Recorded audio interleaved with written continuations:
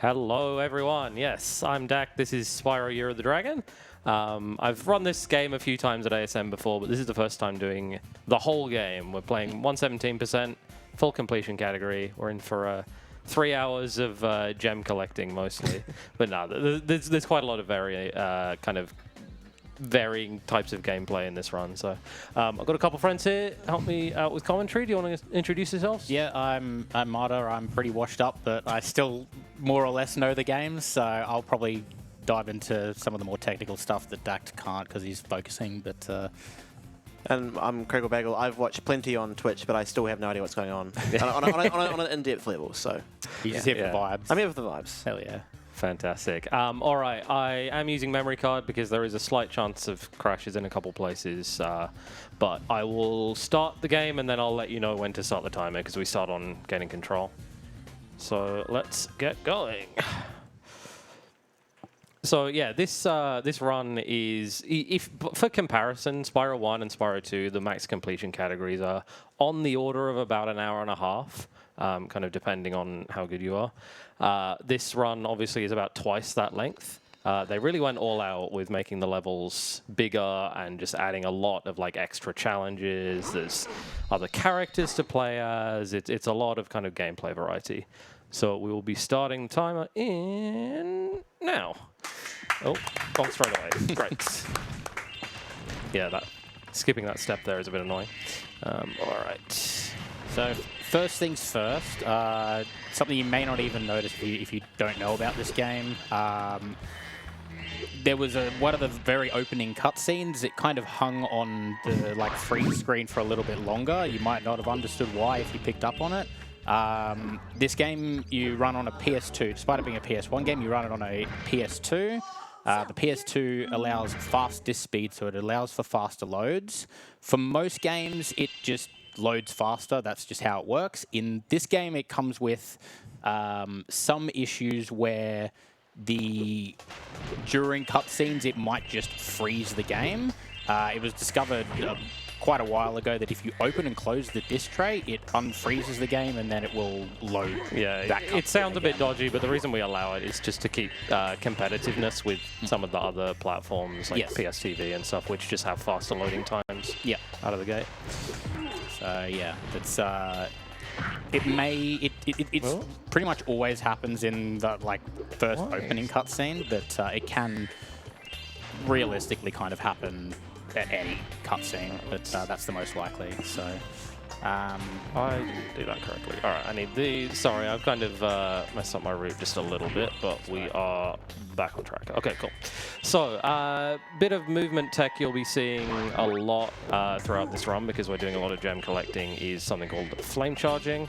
I may actually come back to explaining that in just a second because I'm about to do a skip. There are some side characters that you unlock in this game.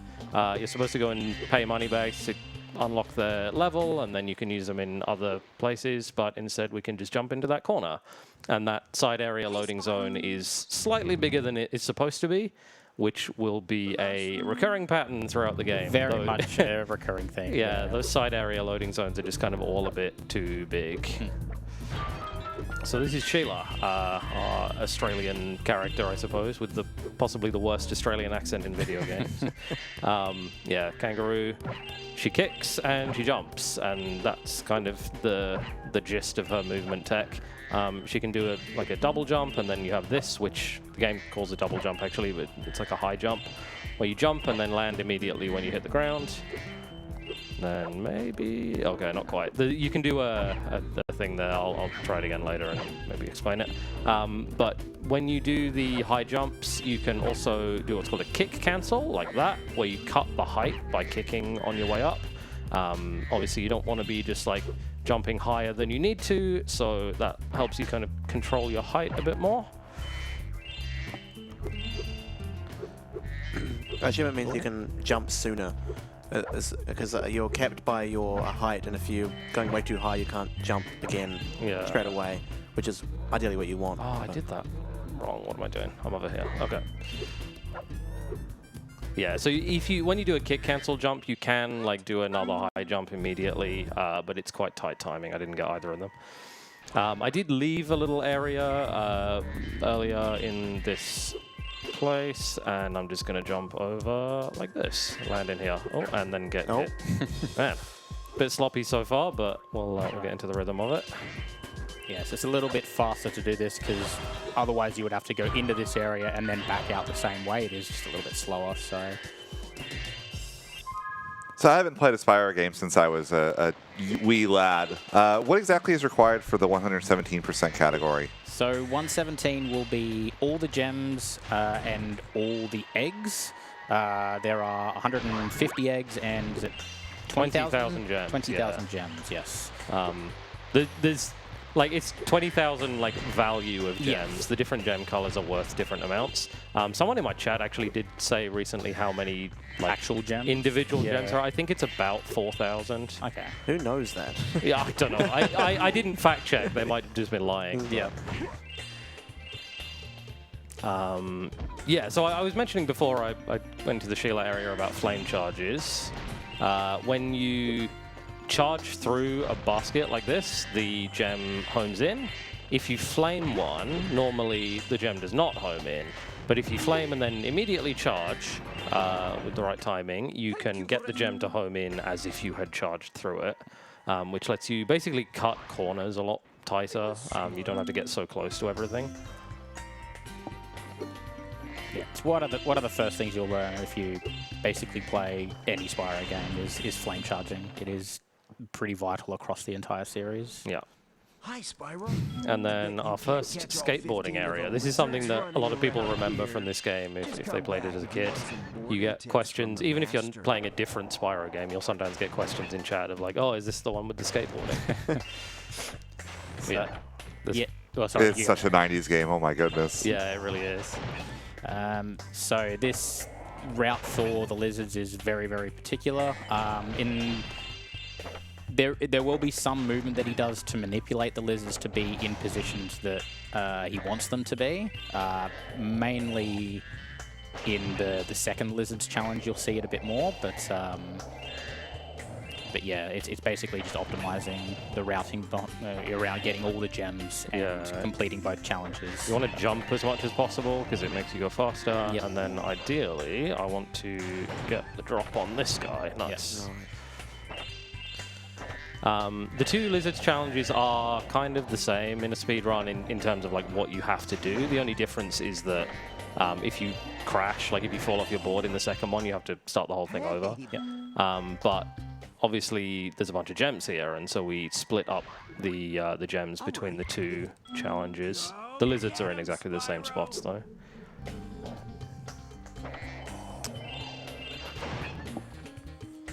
So instead we go this way.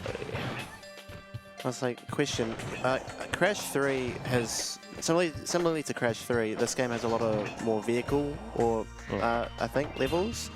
Does Spyro 3 also get this kind of a similar, not hate, but similar, like, compared to have like less platforming and doesn't really get appreciated as much? Maybe not to the extent of Crash 3, but like certainly there's a lot of like weird mini games in this game, and it's a bit of a love-hate kind of category because it is so long and has so much like so much of the game is not just running around as Spyro. It's definitely not everyone's favorite. I think it's great though because the variety, like there's just kind of always something that you're not that good at and need to practice. That's true.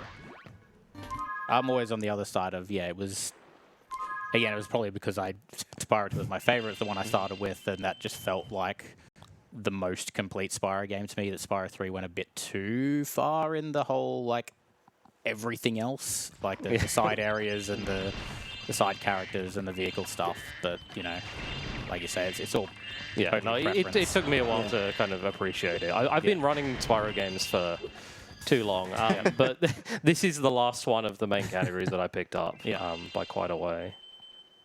I first ran this in 2020, like actually trying to get good at it. I did it for an online ASM event back then, but really just in the last maybe 9 months since late last year, I've kind of taken it a bit more seriously, got my time down. do a little unintended jump here to get into this side area. Yeah, it's not as easy as it looks. So you might think you can just sort of jump and hover and get that. You should go try it and then fail a lot and see how hard it is. There's something in this. It's like spin hover, is it? Like Yeah, like you need to kind of turn so that you're not facing the ledge. yeah. And also, like, your hover height is based on, like, how far you have glid. Glid. So, yeah. Am I going to make this? No, I'm not. Oh, I shouldn't have turned back for that. I really shouldn't have turned back for that. I'm going to run through there again. That's a really weird mistake. Yeah, these guys have fixed spots where they stop, and you have to flame them to kind of refresh them.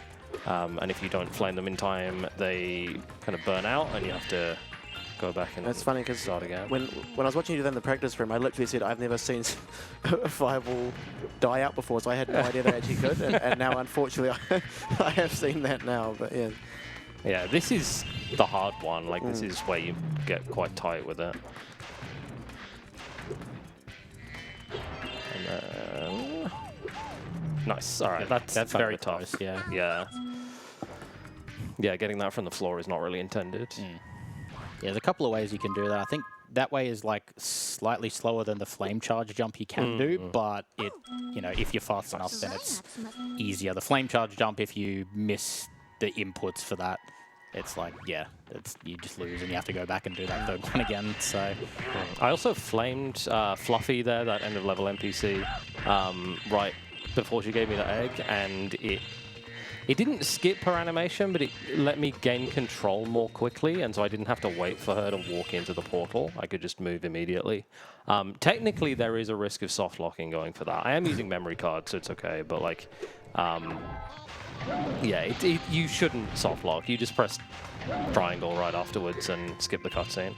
also, I thought when you did that, I thought it was just like, you know, one of those things you do because you're bored. And No, speedrun. no, it actually saves a few seconds. Oh, okay, cool.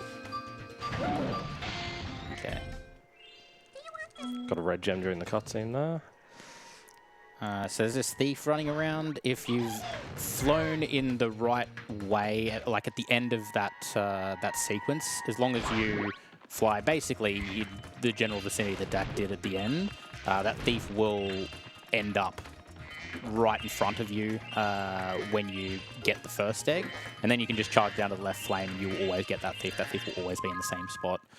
Now this one, that's not intentional. Yeah. So what he did, which you might not have even picked up, is he literally, before he exited that area, he jumped and then paused and exited. And what that does is that actually preserves, it allows him to glide sooner, or it like gives him a bit of extra height coming out of the area, and allows him to actually get up to that upper platform. Normally you drop down a lot lower than that, and that would not be possible.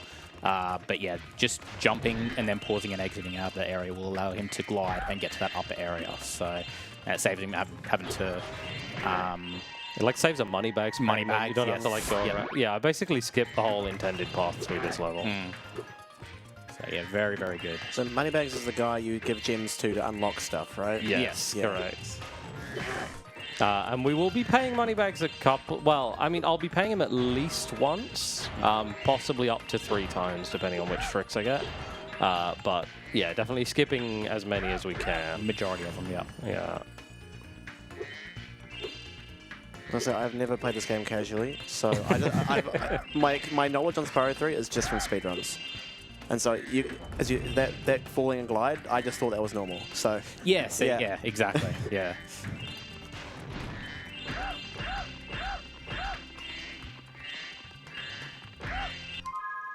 We have time for a quick donation here. Sure, go ahead. We have a $15 donation from Dr. Rank saying, I can't believe they managed to fit the entirety of Crash Bash onto this disc. Best of luck, Dak, to put this towards the Call of Duty incentive. Thank you. And good job to Dr. Rank on his Wally world record earlier in the marathon. So just got to wait a second for Hunter here. He's supposed to teach us how to jump and glide. I've played the game before, so I'm okay. So you just go to the end and he is there. And then I'm going to do a little trick here to get out of bounds using this Superfly power-up. And get a swim in air. So swim in air is a kind of a staple in Spyro speedruns. Water is not like an object; it's just swim triggers. It's like plane. Yeah, like planes of water. And if you swim or head bash through them, it triggers swimming. And so if they extend a little bit out of bounds, which they often do, and you can hit them from out of bounds, you can swim outside of the intended area. Yes. And that Superfly power-up, you're not supposed to have that outside of the cave. Like, you go backwards, it normally cuts the Superfly the second you go outside the entrance to the cave. So to get the height to get out of that entrance, he does, like, basically if you know from Spyro 2, a double jump input, which is like jump and charge. If you were watching my run from the short game showcase earlier in the marathon. Exactly, yeah. And yeah, you can basically get a lot of height to be able to get to where that out of bounds is to get the swim in air before the Superfly actually cuts out. So I mentioned earlier that to get the extra characters, you're supposed to have to pay money bags and unlock their level. This is Sheila's level. This is supposed to be the first time we meet Sheila.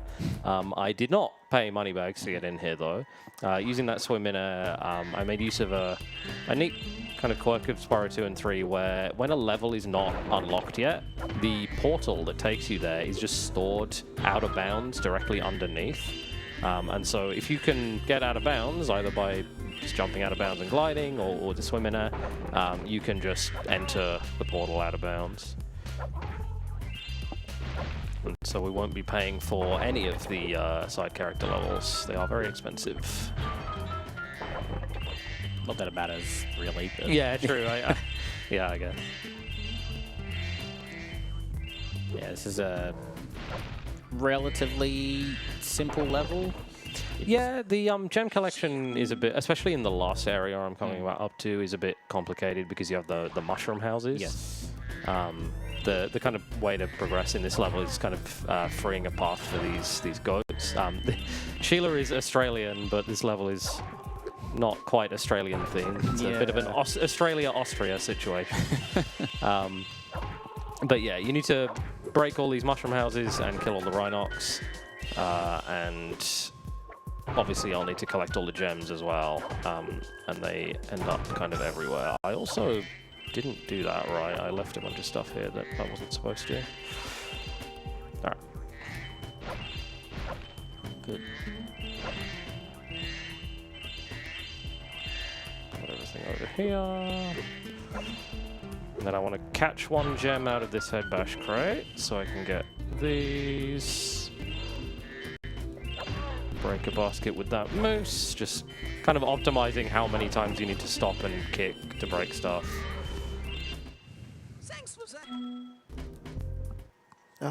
Those clear bottles, they have lives in them, right? Yes, correct. Do you ever get near losing all your lives or anything? Or in this category, not really.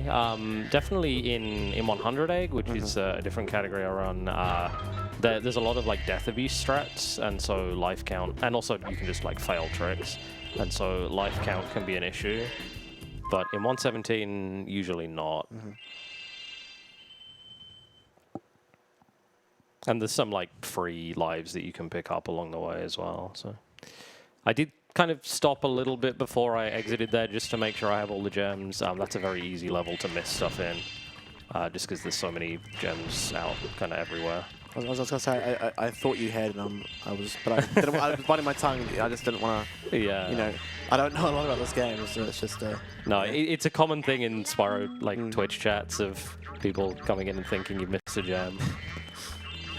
Because, yeah, it's kind of hard to keep track if you don't know where everything is and you don't know what you're expecting where. It's a lot of familiarity needed to run these completion categories competently.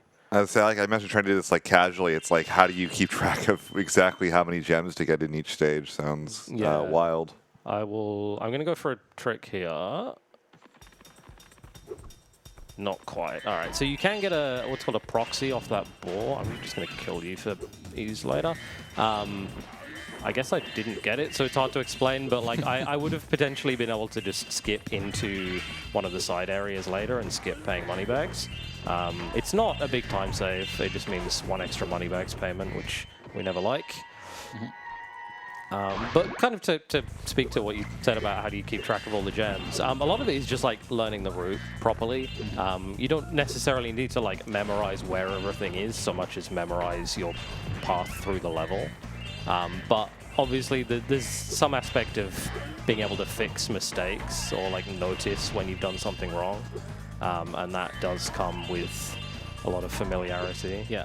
And I think, yeah, once you get to a pretty good familiarity point, what Dak will use at some points, I imagine, is he'll actually have, like, you've got the gem counter, the total gem counter in the top left, and he'll have actual counts of like, okay, I'm supposed to have this many at this point. If I don't have this many, it means I've missed something before in this level, probably. Unless he's missed something earlier, in which case yeah, it can get a bit confusing. It can get a bit confusing, but like that can be another way to keep track of everything. Yeah, like ideally you want to know. This is not going well. Ideally you want to know gem counts like a lot. Haven't really put in the work to learn like everything, but certainly in like problematic spots where it's like likely to miss a gem, or if it's like really bad if you do, then yeah, you want to learn a gem count, and then sometimes they just are like easy numbers to remember. Yeah. Like quickly, you entered this area without doing much. I assume the door extends slightly above the. It's the same as every other like level and side area where those entries extend past sort of where they're supposed to. Yeah, they're like black portals that lead to side areas. It is all bigger than they need to be. Okay. So a lot of them extend beyond walls. This is actually I should mention we're actually skipping a backtrack here. This is Sergeant Bird. You're supposed to unlock him in the second homeworld, and so the intended way to go through is to go and unlock him and then come back here for this area. Obviously, that's slow. So. Yeah, we don't want to have to do that, and we thankfully don't have to do any backtracks. There are 3 instances of this where you have like a side character from a future homeworld, and they are actually all quite easy and straightforward to skip into, thankfully. So even as a beginner, you can kind of avoid backtracking a lot. The Sergeant Bird movement as well is it's a little bit interesting. You hold both strafe buttons, and you sort of will allow you to sort of lock your position, and then you just sort of release the strafe buttons to like change your position, then go back onto strafe. It allows you to to control Sergeant Bird and maneuver him a lot faster and a lot more accurately than you would have otherwise. So, yeah, it is very, very useful, particularly with his main level that will be coming up in the second homeworld. Ooh, no. Okay, let's try that again. Yeah, you can see the thief was like up on that bridge. You can hit him with it's called a flame charge jump. Exactly what it sounds like. Flame, then charge, then jump, and the flame gets angled upwards. Something that's like very important in Spyro 2 speedruns, where you have the fireball power up, the kind of understanding how Spyro's head moves and what direction your flame or fireball is going to go in. A little quick kill on that thief, and then we're going to make use of this supercharge to hopefully clean up the rest of this area quite quickly. Yeah, he slowed down. He's going to... Yeah, or the first 2 vases he slowed down because, yeah, when you charge through the vases with the supercharge, you don't actually collect those gems quick enough as they pop out of the vase, so you have to slow down for those, but otherwise, yeah, trying to... I did miss a 1 gem back here, that's fine. But yeah, trying to utilize, obviously, the speed as much as you can. Yeah, and then this level of the key chest. Oh, nice proxy. I didn't even do anything there. I picked up the key at the end of the level. You have to come back to the start to open the chest. And that's it. Yeah, the key chest is a few of those in the game, and they do kind of affect the routing a bit, because you need to get the key before you can open them.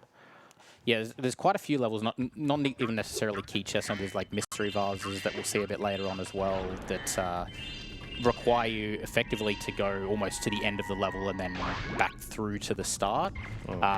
So yeah, it's the routing does become a bit interesting in the aspect. Sometimes it's quicker to go all the way to the end of the level and then backtrack to the start rather than going the intended way. But we will all see that a bit later.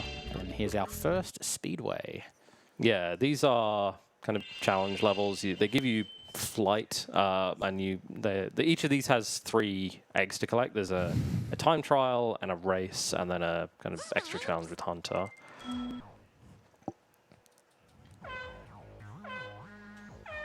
These races are some of the scariest parts of the run because they are really long, and if you crash at any point, you have to do the whole thing over. Yes. So if you like not this one, but the one in the third home world is the longest, and if you were nice, that butterfly stole the star off me. If you were to crash at the end of the Honey Speedway race, you'd lose like 3 minutes. So I'm gonna lock in a little. Sure. Yeah. So the fastest, the stars are the fastest way to move. So you want to collect as many stars as you can.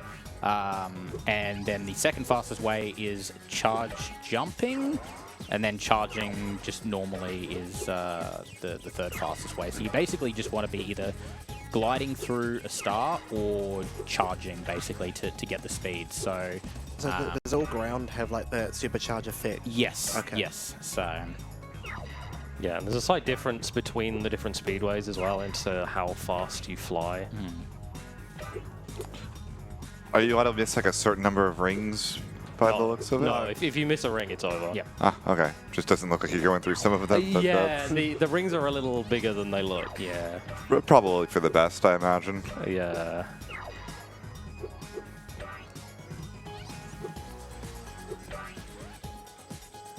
But yeah, this one in particular is a little bit scary because there are a couple of jumps that when you're doing the charge jumping on the ground, it's very possible to like bonk.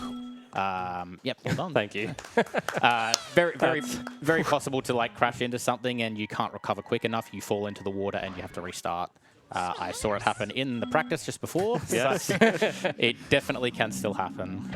So these are the time trials. These have been in the Spyro games since the first one. Collect the 4 lots of 8 of various things, and within the time frame, and that's all you need. Okay. We'll do it a second time. Bit optimistic there. Yeah. The rings in the time trial are much closer to how they look. Like, you can't just go way offside with these ones. Yeah, it is interesting that they changed how the rings work in both of them, I suppose. I like that they play tested it and realised that Maybe, yeah. failing a race is a very big punishment, so they made it a bit more lenient in the ring size. Definitely appreciate that. One of these bugs have like nuclear symbols on them. It's a great question. Okay. Never really questioned that. Flame cooldown. You you can't flame straight away after you flame once. Slightly faster to pause exit after you finish a time trial than wait for it to end naturally. And you can pause as soon as the gem is collected. Okay. So yeah, now there's the Hunter challenge. You just gotta find wherever Hunter is on the speedway. I apologize slightly for this sound effect, Yeah. by the way.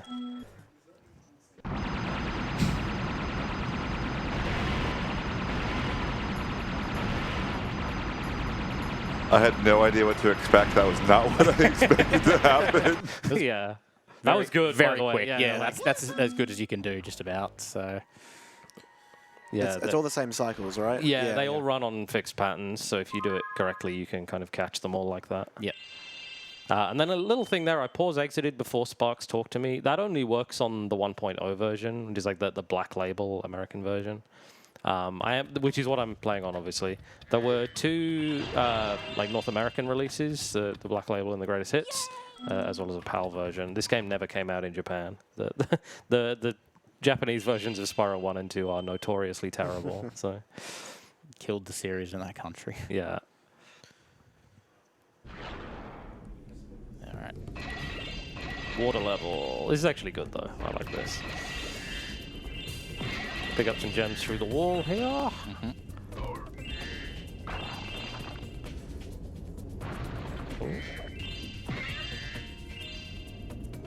Big thing about water level is that if you miss something and have to turn around underwater, it takes forever. You turn super slowly. Yeah. the side areas in this level are actually pretty interesting. So once we get to them. These enemies that come out of the shells, they take quite a while to become tangible after you break the shell. I'm proud of them coming out of their shell, you know.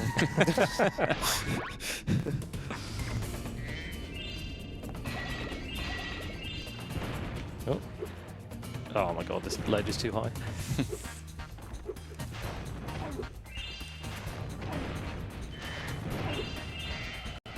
These enemies are really big, and so kind of picking up their gems and like avoiding running into their corpses after you flame them. Yeah. I'm going to go for a proxy here. Nice. Oh, wow, that's a good one. Yeah, that was maybe too high. Yeah. But yeah, let's you get up to this ledge and just... Oh, that's not right. Pick up these gems slightly quicker. Otherwise, you would have to go up this path.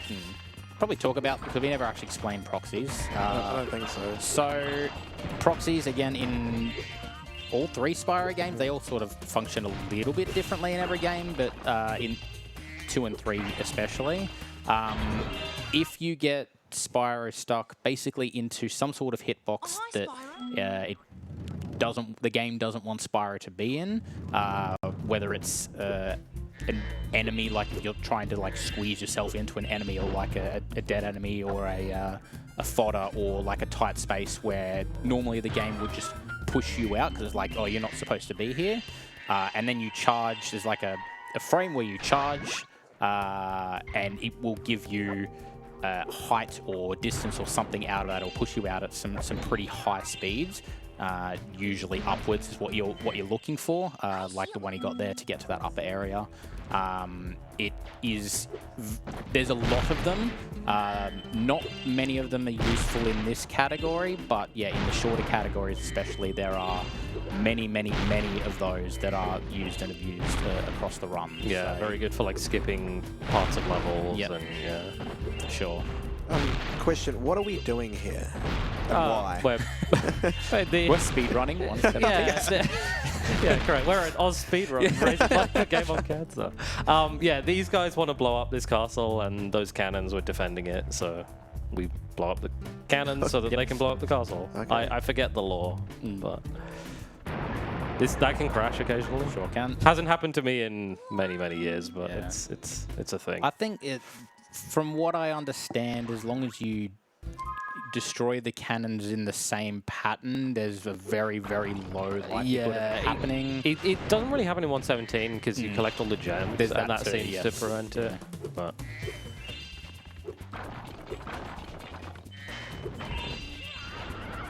get this guy. I'm like charge jumping into those shells because you get control back slightly quicker than if you just charge along the ground into them. Little free skill point here. If you're not on full health, you get full health back there just for free, which is nice. Because you do kind of need it for the next, or not the next side area, but the one after. Yeah.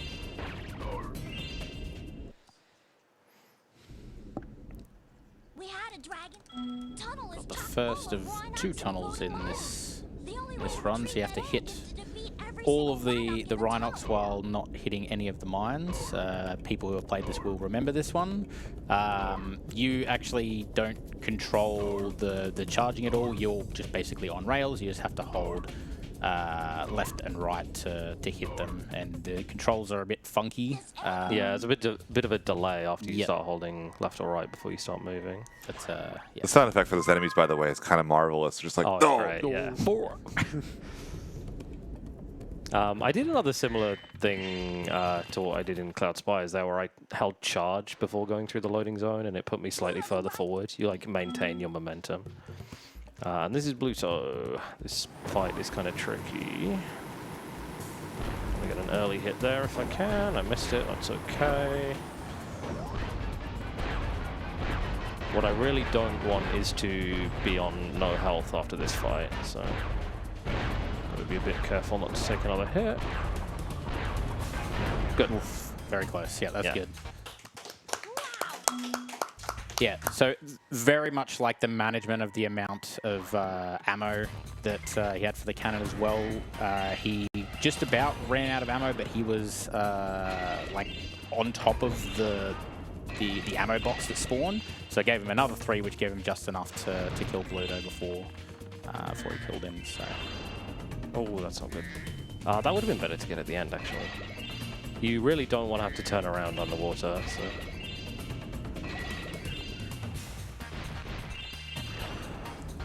It's like surprisingly common where you'll make a mistake and like immediately after like going back for it, you're like, oh wait, realize that wasn't the way done to it go. this Yeah. other way instead. Yeah. I'll know for next time.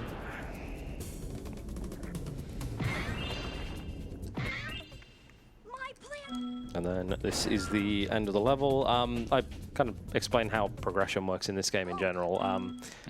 Other than the speedway, you need to go to all of the levels in the home world and get the like end of level egg, which is just like the story, I guess, like the story egg in the level. And then you need to do that for all the levels in a home world, and then you get taken to the boss and then can progress to the next world.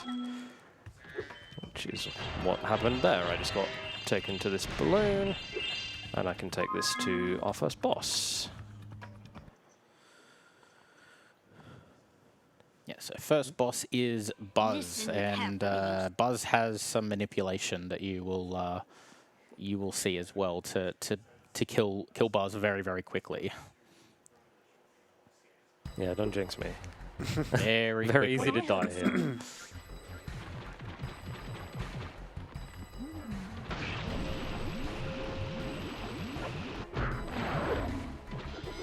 So Buzz won't charge off the edge, so if you stand right at the edge, he won't hit you. Move the camera away from Buzz so that kind of forgets that you're there and stops doing the attack. And yeah, it allows you to hit very, very quickly. Yes, that's good. Does he have to put up a shield or something? Is that, Yeah. or have I misheard about that? No, he does, yeah. Okay. But you can hit him before he does it in the Oh, last okay. two hits. See, I thought that's why you turn the camera away, but that. Oh, no, he does that on the earlier hits as well. Yeah. Oh, okay. All right, now normally if you just let the game progress there, you'll get taken to the next home world, and that's kind of how you progress. But there is something we need to go back for. There's one more kind of one character that we get to play as in this game, which Spyro. is Sparks, the dragonfly that we've had since the first game. And he plays as a little top-down shooter. But you only unlock these once you've Hello, beaten the Spyro. boss of the world. There's out of bounds in these.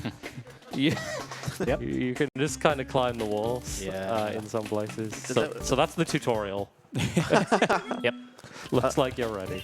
Does that not work everywhere? Or No, it's it just depends on certain- the wall. But Okay. it works in a lot of places, but it's only useful in a couple. We will be doing an out of bounds in all of the Sparks levels, though. So it seems as intended is what I was going to say. Yeah, I mean, I've already played the game. I don't need to do the tutorial. It's fine. Exactly. Ask about the ammo situation. Do you always have like that rapid fire? So those are butterflies that Sparks picks up. There's the green. You can actually see the green Yeah. one there. That gives you 300 of that ammo. And yet, actually, ammo conservation is kind of important. You want to be able to save a lot of it for the boss. There is a boss at the end of every Sparks level, and that's invincibility. So that one's also pretty useful for, you don't have to worry about any of the enemies, and you can automatically destroy crates and stuff if you need to as well. But yeah, the ammo conservation is important throughout the level. Really don't want to have to use it on enemies or anything throughout the level unless you absolutely have to, so you have enough for the boss at the end. So It's you also can kill. extremely important to not accidentally pick up a different power-up, There's because that it'll as well, overwrite yes. your rapid fire, and Yeah. the rapid fire is Oh. by far the best one. Yes. Does that include when you're grabbing health as well? No, Health, no, no. health is Okay. fine. Okay. Yeah, just the power-ups override. So I think there's There's no gem in that box for some reason. Yeah. Just skip it. yeah, there's like, is there mines? Yeah, there's And like a then- firework one, and there's Yeah. some like flames. There's a few. Yeah, you can see how overpowered that power-up is, Yeah. which is why you keep it for the final boss. Yeah. The So- bosses don't have invincibility frames. Yes. It's yeah, quite good. And so each time you beat the Sparks level, Sparks gets a power-up. And the one you get for the first Sparks level is an extended pickup range. So we'll now be collecting gems from further away for the rest of the game, which is very nice. Yeah, it's a nice first one to have, actually. 2700 there is correct. Yes. What time am I at? Not great. Start was a bit rough, to be fair. It was. Yeah. I'm also losing some time in this run from having a memory card in. You normally wouldn't want to do that. You lose about a little over a minute in this run from autosave. But as I mentioned before, there are a couple places where the game can crash, and so I don't want to take any risks. Definitely not worth it with a run this long. Yeah. I'm guessing the autosave system also makes it kind of difficult to have safety saves for marathon setting. Yeah, I mean, I do have some saves, but you only get like 3 saves per memory card, and so it's not great. But autosave, hold on. Hold. Hey. Another swim in air there. That one, you're kind of pushing Spyro into the edge of the underside of that bridge, which sort of pushes him out of bounds. And if you try to swim at the right time while Spyro is enough out of bounds, you can actually hit that swim trigger like in the first home world and get that swim in air out of bounds. So it can be pretty tricky if you... I never figured it out, but... and... Oh, I missed it. Right. This portal's tiny, but no excuse. Shouldn't be missing that. But yeah, if you do load a save and then just take the memory card out, you can keep the save, so it's not a big deal. But yeah, this is Sergeant Bird. We saw him briefly in Molten Crater. It's slightly better now because we have the extended pickup range, which is really helpful with Sergeant Bird. And again, lots of holding both strafe buttons to move around quickly. Not good. There's a butterfly out here, right? Because I do need Sparks back. Sparks is very, very important in this level. So Sparks acts as your health and also obviously picking up gems. If you don't have Sparks, you have to touch every gem individually, which incredibly slow. And obviously you're only 1 hit from death, so everything just becomes pretty dangerous. So you basically want to have Sparks at all times. I wasn't just wasting time there. I was waiting for an event. Yes. Sir, the fight. So this level is one where you do have to backtrack.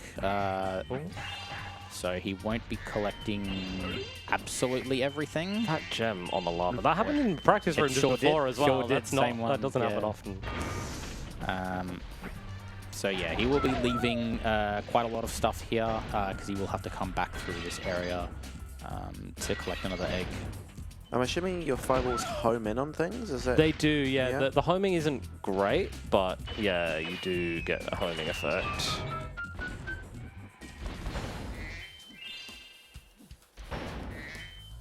They improved it a lot in Reignited, actually. Sergeant Bird is kind of much easier to use in that game. Yeah. This level is...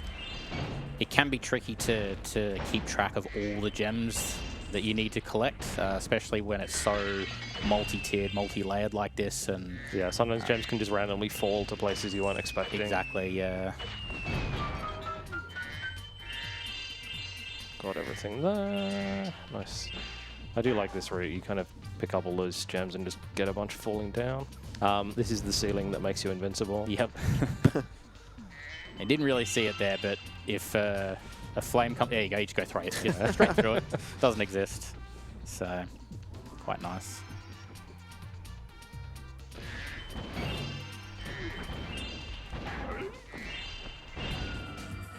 When it comes to knowing you've not missed a gem, is it based on sound? Do you count the number of sounds you've seen, or is it a visual, or a bit of both? Yeah, there's that. There's also, I think, Dactyly, you're saying you use a gem count. I do know a gem count towards the end of this level, just to kind of verify. But yeah, you kind of get a feel for what are the problem gems, the ones that sometimes you might miss. Yeah. And so you just watch out for them homing in, or the sound absolutely is helps as well. Very much. Playing this without game audio is a bit hard.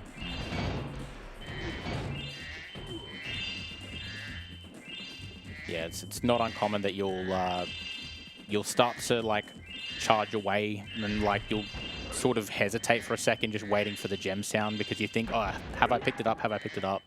But that's correct. 39 there. Cool. So this is, where we need to come back through the level. We need to get into this area, bombing the floor.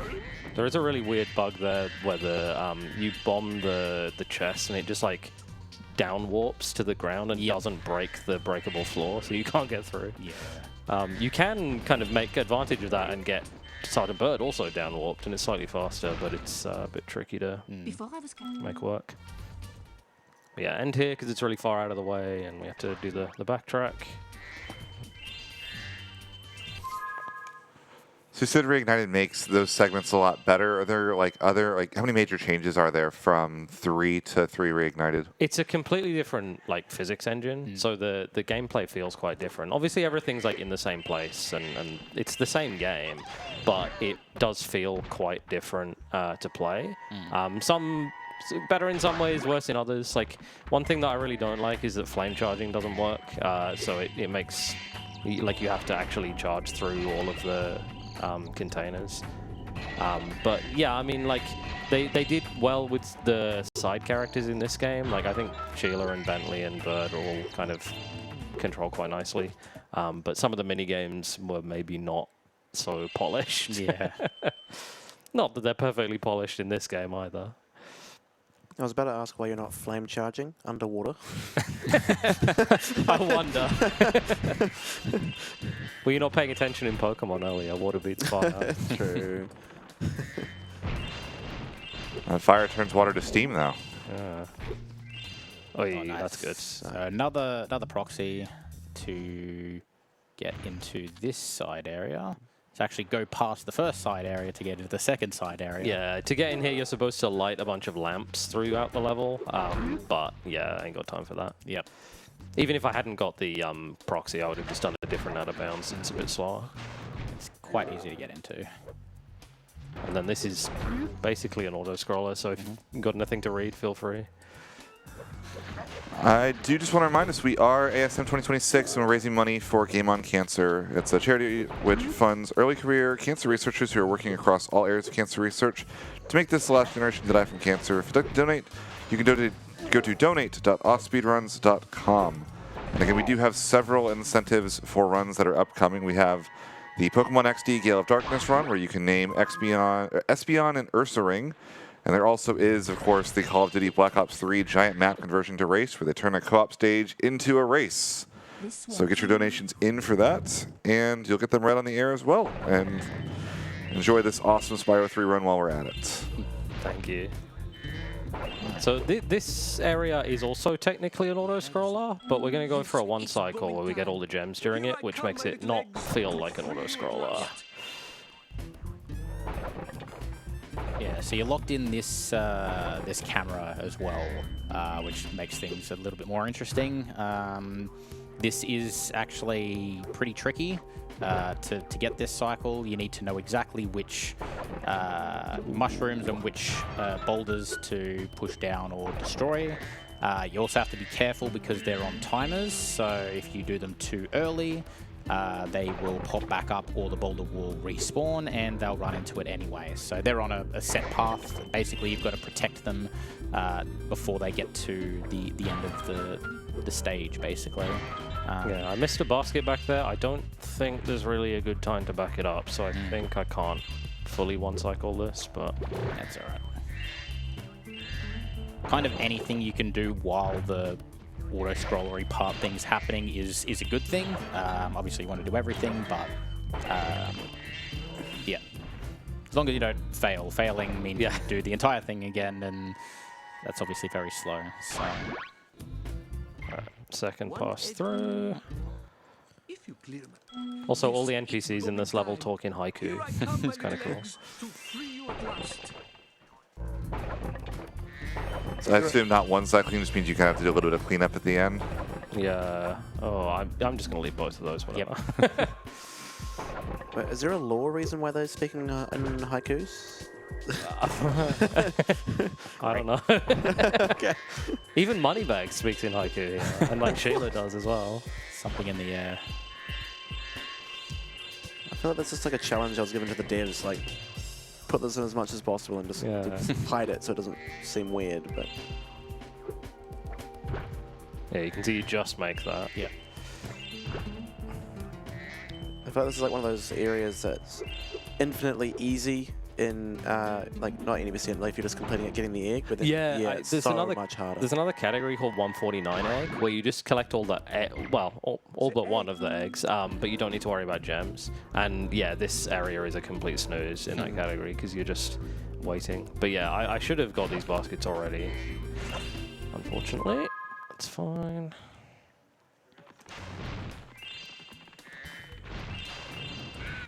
If you talk to... Oh, Yeah, I didn't get it. it looked like I was going to get it. If you talk to this guy with the camera facing like away, the egg spawns underneath you. It looks very weird, but sorry for not showing that.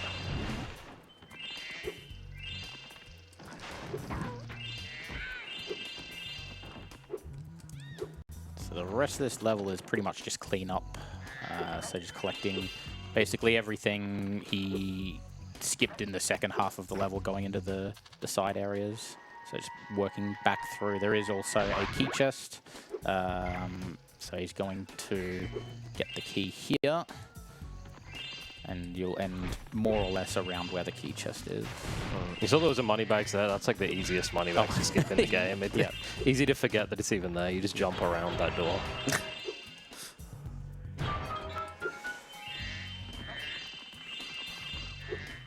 Yeah, sometimes he doesn't try very hard.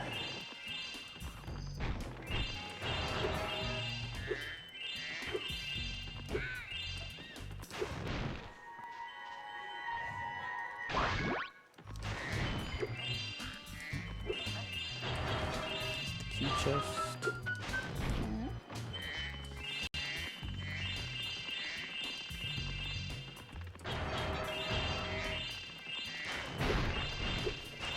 Yeah, if I hadn't got the proxy, I would have cleaned up a bit more of this area earlier in the level, but I have to get it all now.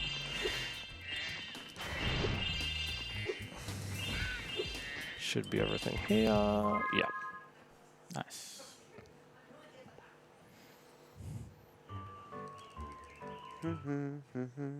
Sorry.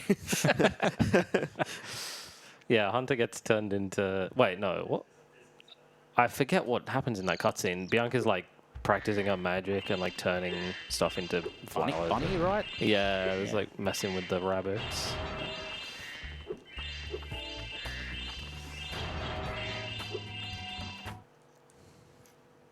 So there's kind of a newish route in this level. We used to do a squeeze proxy on the boulder at the start, but instead I'm going to attempt to just clip through it. If not, it's no big deal. It doesn't really change stuff much. It's just a little time save. Nice. All right. Yeah. So you can just go through that boulder. Yeah. It's interesting. Yeah. The like angle is nice jump. The angle is kind of precise, but that used to be was thought to be like really hard for a long time, but it's like really easy on the PAL version, and the strat that you can do on PAL is like technically possible on NTSC as well, but it's like way harder. But yeah, it turns out if you just don't stop charging and just bonk, you can get through much more easily. Yeah, you do only get a couple of attempts at it as well, because if you fail it, I think, was it twice, the pandas will just like roll the boulder. Yeah, you don't want to like delay the pandas. Yeah. Also, yeah, very easy swim in air on that edge there, and that egg probably looked a little weird. Yes. There is a thief that spawns after you get that end of level egg here. But before the thief spawns, it's just stored underneath the bridge there. So if you're swimming, you can just collect it. So he stayed out of bounds there.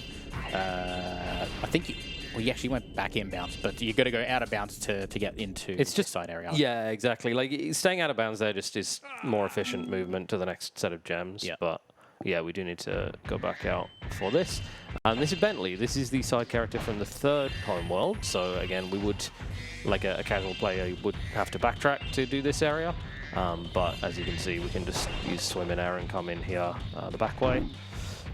Did you like squish your lamb friend or something? Or? Yeah. Okay. Is there time save to that as well? If you do the movement, like depending on how you do the movement, they can talk to you if you walk past. But if he's squished, he doesn't talk to you. So it's kind of a safety thing. Yeah, when you walk in, the Bentley just walks, Stomping. There's a bit of like just optimizing gem collection, and then you can do like spin jumps with him, but otherwise we're just walking. Time for a quick donation. Absolutely, this is a great time. We have a $10 donation from Dr. Rank saying, I wrote a haiku to donate to charity. Contribute to COD. Thank you, Dr. Rank. Getting in the spirit. Alright, depending on what... Oh, okay, I got the explosive here. Oh, that's so crap. Yeah. Yeah, so you can damage boost up there, and that was extremely close. It's like random whether you get a boulder or an explosive there. If you get a boulder, you can't do that, but...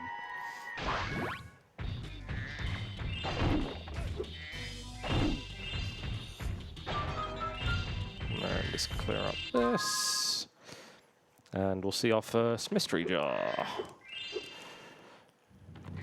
Yep, so this is... Mystery jars are almost always... yeah, so there'll be lots of instances throughout basically backtracking from the end of the level to the start. So you have to get them in order, and then at the end will be a bunch of gems that pop out.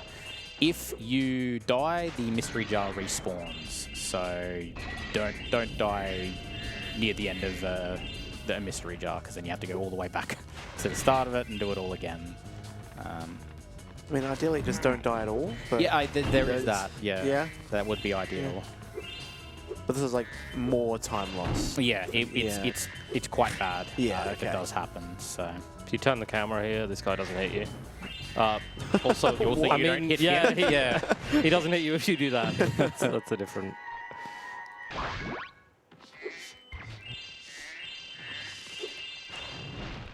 Supposed to flame that, and then because I got the clip, I have to get these. That's something that's very easy to forget.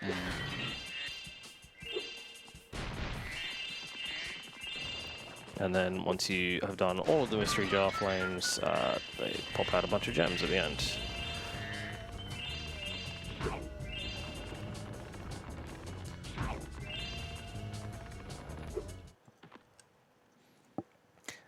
Alright, so this challenge looks a little weird. There's these Rhinox that float down on parasols, but before they float down, they are just stored invisibly. You heard me hit one of those there.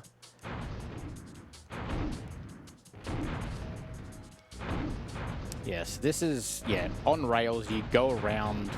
There's like twice, isn't it? I think so.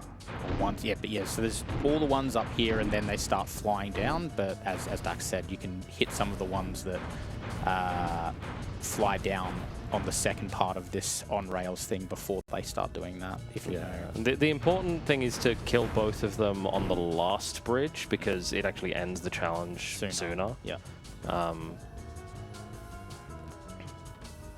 So this should end after this guy dies. Yeah. Nice. So that challenge normally goes a little bit longer. Yeah.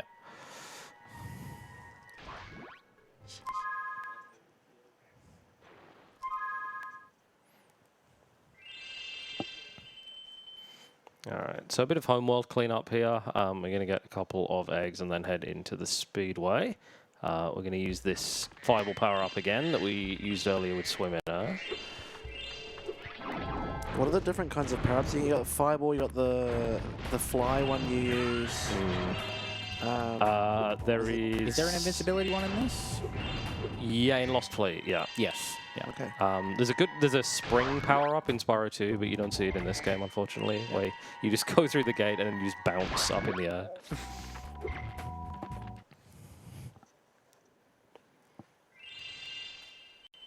I feel like I'm forgetting a power up, but we'll maybe see it later. Supercharge, yes. Of course, yeah.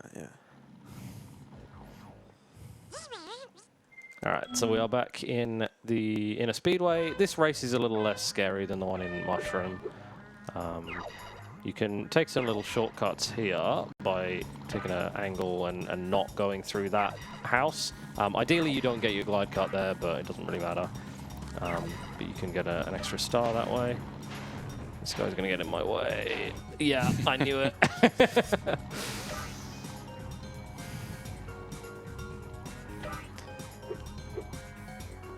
Yes, again, always optimizing for, trying to get all the stars you can and charging on the ground if you can't, and then whatever's the fastest route. Obviously, you don't want to go too far out of the way, but yeah, grabbing everything you can to get as much speed as possible. Yeah. Oh, that's Yeah, it. nice. That happens sometimes. Yeah, those like instant charge jumps off the ground. They're known as pogos. They're kind of the fastest way to move, but obviously not always feasible when you're up in the air like this. Yeah. And there's a bit. I'm not fully clued into the physics on how they work, but there's some weird stuff where like the higher you were when you started charging, the further the supercharge jump goes. So how does racing planes equate to getting an egg? I think they just give it to you as a reward, right? Oh. Why do they have it in the first place? That's a much better question. Why does Hunter have so many? Yeah. He's supposed to be on our side. He's making us work for them. Just listen to Sparks talking after this, and I'm sure I'll explain. Oh, sure. Oh.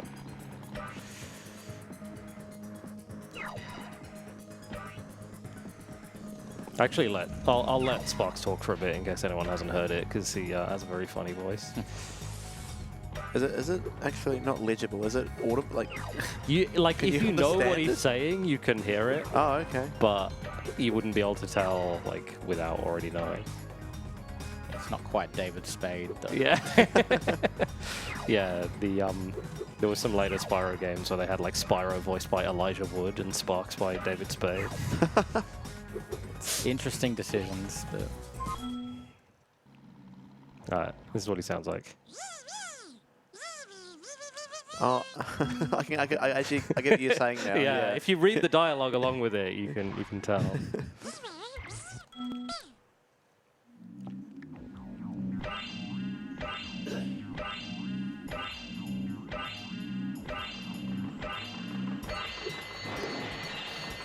once again, another time trial. It's always quicker to do things not in the order that the level kind of lays out. Like, it kind of lays out, you do the first set of things, and then the second set of things, and then third set of things, but obviously you want to kind of mix and match to make it even quicker again.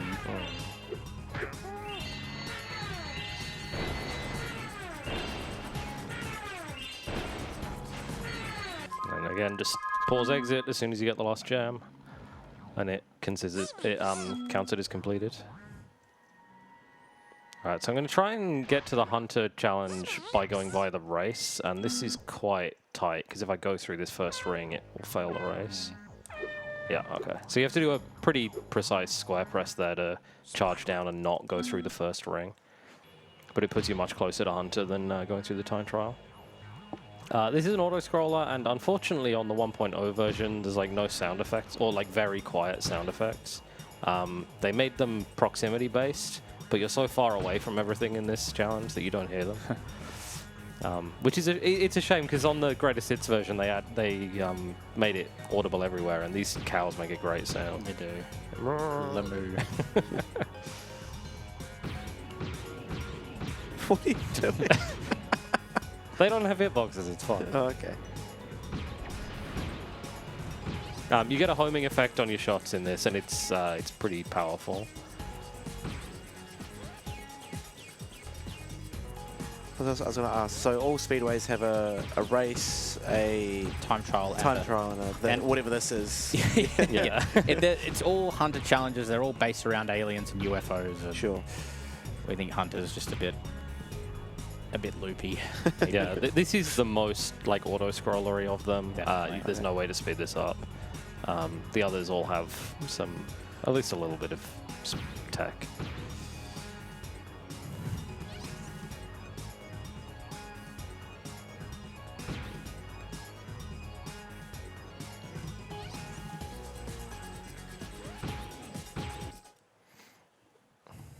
We got the Well, at least we can vibe to the music. You Yeah, know? exactly. Good. Yeah.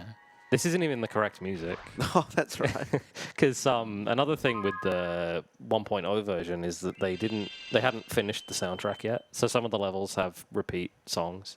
All the speedways just use what would become the Harbour Speedway music.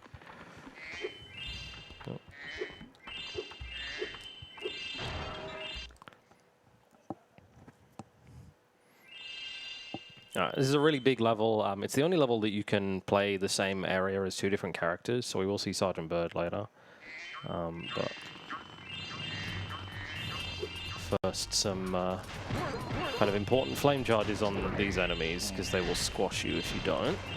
Keep the camera away to prevent getting squashed.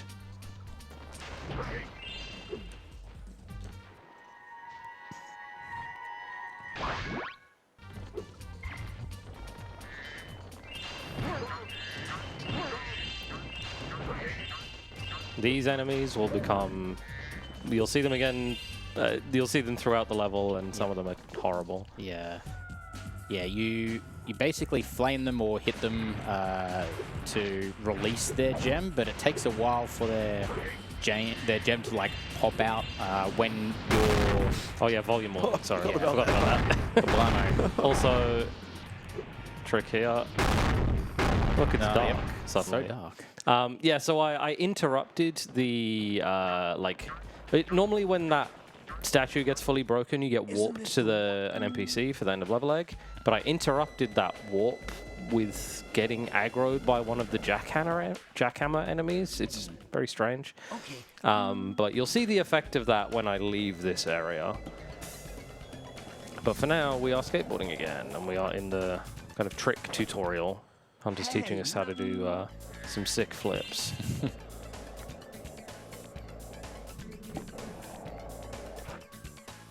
And Speed these up a little bit. Yeah. Whoa.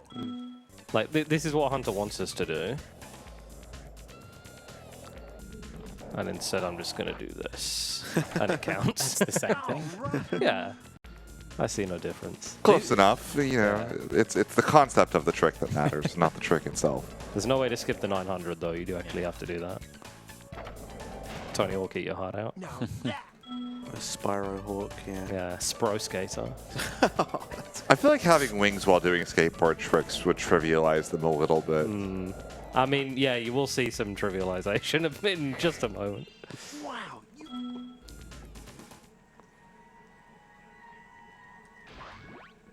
I'm thinking you're it. All right. All right, so we now have a trick competition with Hunter. We've got 2 minutes to score as many points as possible. We also want to take this opportunity to collect all the gems in this area. Yeah, so every trick is assigned basically a point value. If you repeat tricks, you get less points for repeat tricks. It doesn't really matter. We just pick the highest value one. Yeah, which that's another thing. Orca gives you 2,500. The tricks do kind of stale, so if you keep doing the same ones, you get less points. Yeah. But it that's doesn't still a lot really of matter. points. Yeah. I'm gonna grab this.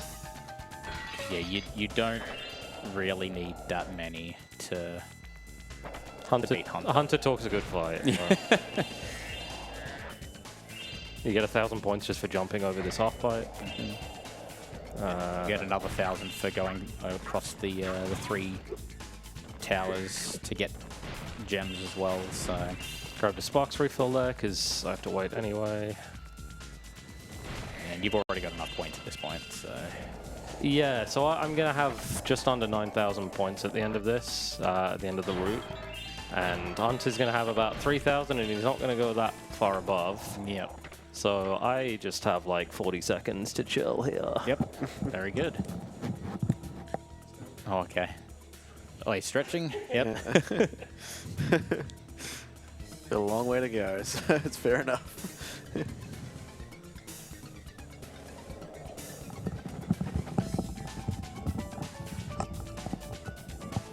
Unfortunately, 40 seconds isn't really long enough for a bathroom break, so you don't get a great amount of downtime in this run. But yeah. Is there like a set score that he would normally get, or is it really just a kind of a in between? You know, what's like what the range of scores you can there's get? a range, but it's so little. Yeah. Also, I leave here, and that warp that I interrupted earlier finishes, so I get sent straight here. Don't have to go up that tunnel and come all the way over here. Thankfully, the screen's not black, so yeah. The flying enemies in this level will their gems are pretty notorious for not wanting to home in. The flying ones here. When you get to the Sergeant Bird section, we'll talk about it a little more. There's also these, the 8 bones that you have to collect that are scattered all around as well. You don't need it, but for this category, you will effectively need Sergeant Bird to collect all of those as well. You can't collect them all. We can collect them all with Spyro, but it's very, very tricky. Yeah, and not worth it. No. Because you need Sergeant Bird to kill some of the green enemies. Yeah. So.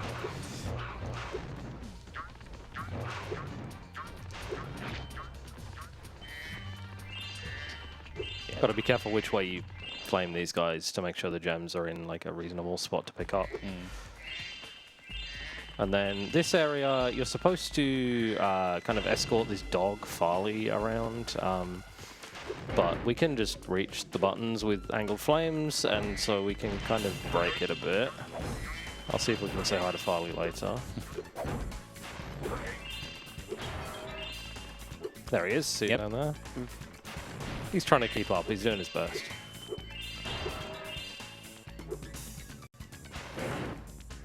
Yep. That's a little bit more precise than it looks as well, to be able to hit that button. Yeah, you need like an intentionally suboptimal jump so that you can hover higher. It's a bit weird.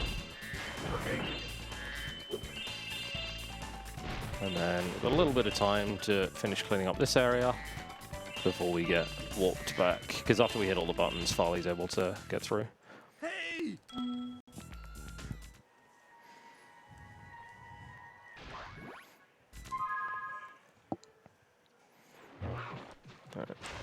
Couple of enemies here. We want to not let their gems kind of go off every which way. And now we have Sergeant Bird in the main area of the level. Everything here is kind of on a cycle with the enemies, so we want to not mess up our movement too much. Should hit that guy.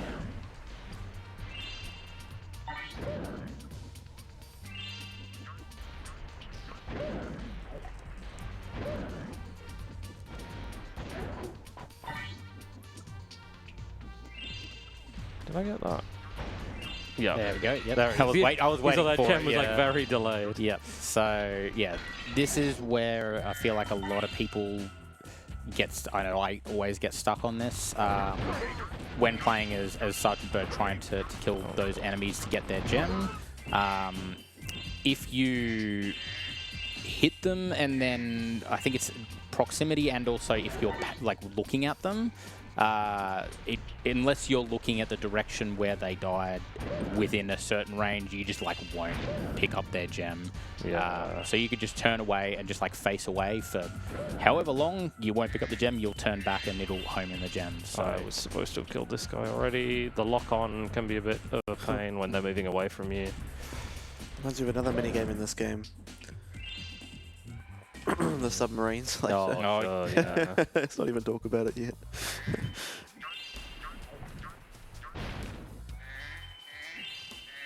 Is there any reason why the enemies have jackhammers in this level as well? Is it under construction or something? Or? Yeah, they're like building a giant statue of the sorcerer, which is yeah. what you blow up at the end. Alright. Oh, he's way higher than he's supposed to be. Yeah, okay. you want to make sure you get all of them and get all the gems here before collecting that last one, because you get teleported back here. So Yeah, and this is Mr. Bones. He does a dance. In the reignited version, he flosses. yep. I mean, that was totally a thing in the 90s, right? Yeah. When did Reignited come out? Like 2017? Something like that. Sounds about right. Alright, this next level is Icy Peak. This is the level that crashes. So if I can get through here without the game freezing, we are in good track.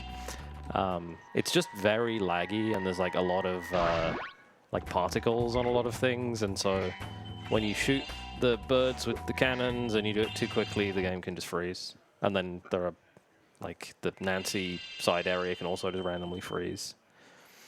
It's not that common, but I don't it think just happens enough that you have to be worried about it. Yeah, I don't think I've ever had the Nancy freeze. Yeah, myself. I had it once in a 149 egg run. I wasn't even doing anything. Like, I didn't flame. It just kind of happened. Yeah. Oh, I need that. And this. So my question is, why in marathon runs do we always, as speedrunners, always mention, oh, yeah, we can crash here, we can crash here, as we're like wanting to jinx ourselves? Yeah. Got to let the people know what they're in for. Exactly. It's not actually my fault. Yeah, but other than that, this level, it's really hard. Like, the movement is tricky, but it's quite fun. Yeah.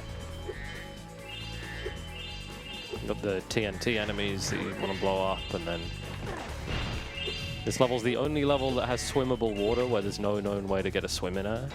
There's just no way to like escape this water. Oh, nice.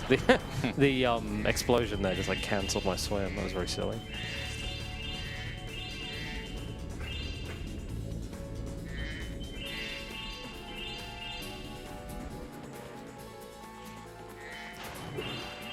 The gems from the enemies here can fall through the ice, so we want to try and route it so that we're picking them up like immediately after we like kill the enemy. It's not just me, the frame rate is like dipping on the game. It's pretty bad, yeah. It's Yeah. It's definitely cinematic. oh yeah. So what happens if the gem falls through? Does it just despawn? You have to reload the level to get it? Yeah, I mean, I guess you can't really access it through the ice there, so yeah, you would have to... I think if you die, the enemy comes yep. back. I think so.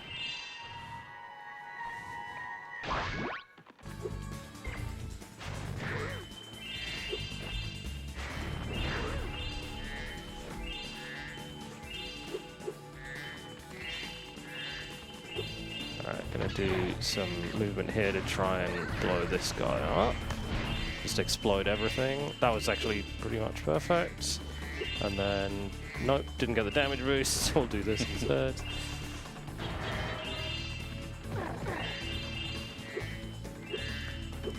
And then this is the cannon that crashes, so...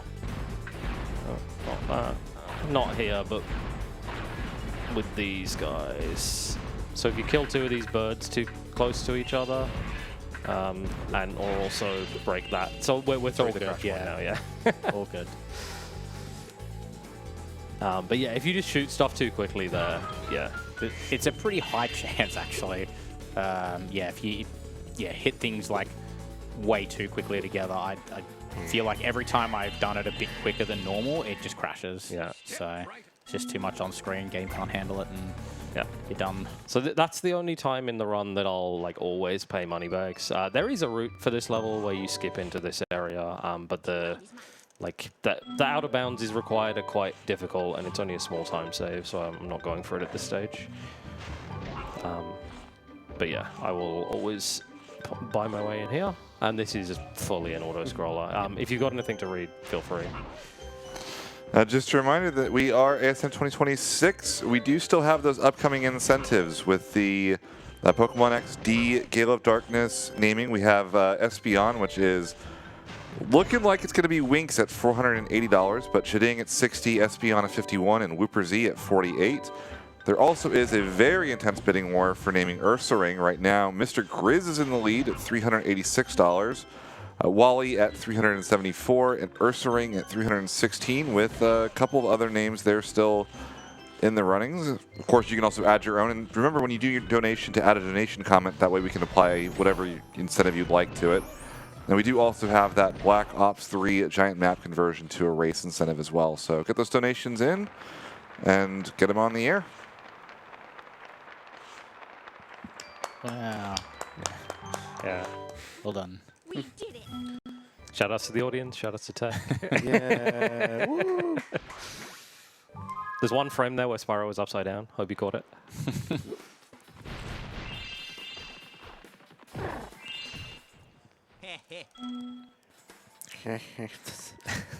Nice.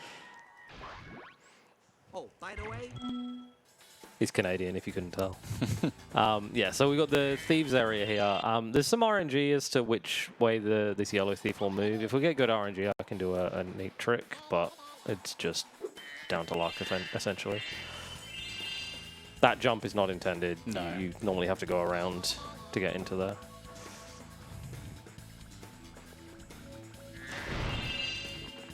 Did we get the RNG? We did. Oh, nice. Oh, no! Oh, that's so silly. Okay, well, never mind. We are going back around. Yeah, so what was supposed to happen there was I head bash and kill both thieves at once, and you get both eggs at once, and it looks very weird and glitchy. But unfortunately, I screwed it up and have to try and kill him here instead. There we go. Nice. Because this is different in 100 egg. What do you do in 100 egg?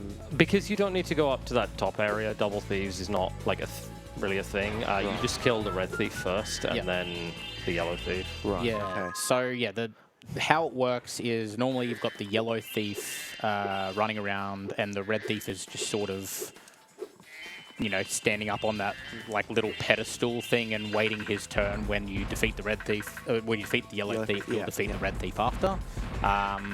If you defeat the red thief first, it's not that hard to do. Then yeah, the yellow thief's he kind breaks his AI. breaks his AI a somehow, little bit. Yeah, so you can sort of manipulate him to. You don't even have to chase him. You do a little bit of manipulation. You can just like flame him and get the egg from it. So.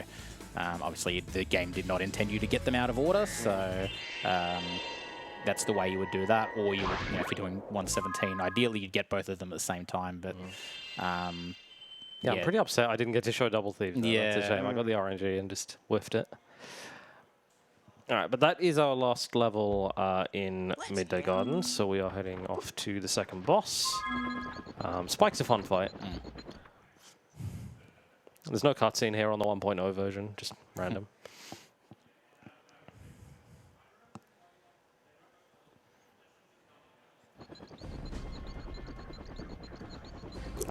Yes.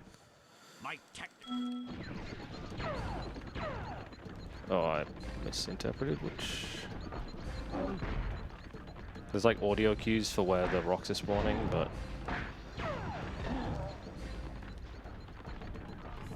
Alright, so we'll try and wait for a fourth rock here and see if it's close enough. Yeah. To kind of hit one after the end of the phase.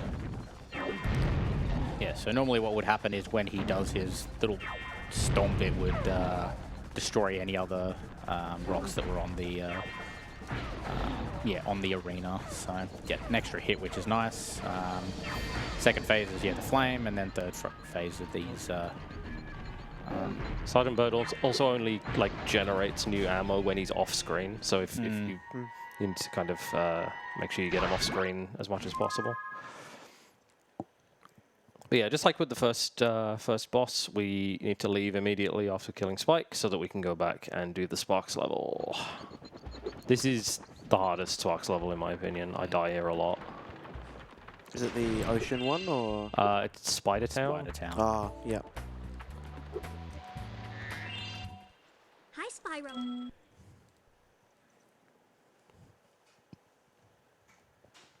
This one is very tricky. Going in on full health is nice though. That is. So we get a rapid fire immediately. The first half of the level is not too bad. It's it's kind of when it starts to open up a bit. But yeah. Yeah, there's just like tons of enemies in this. Yeah. These little spiders follow you.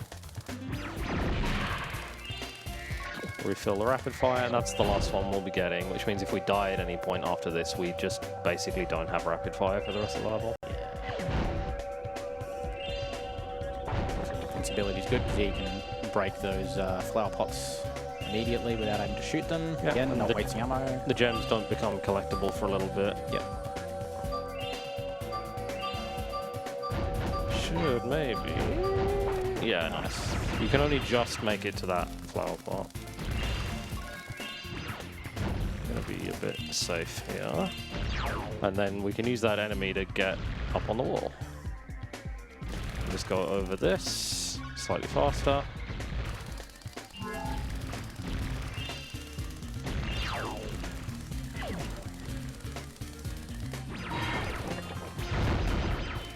Oh, that's not ideal, yeah. I'm gonna go back for the butterfly out here. I really don't want to die here. Yeah, do not blame me.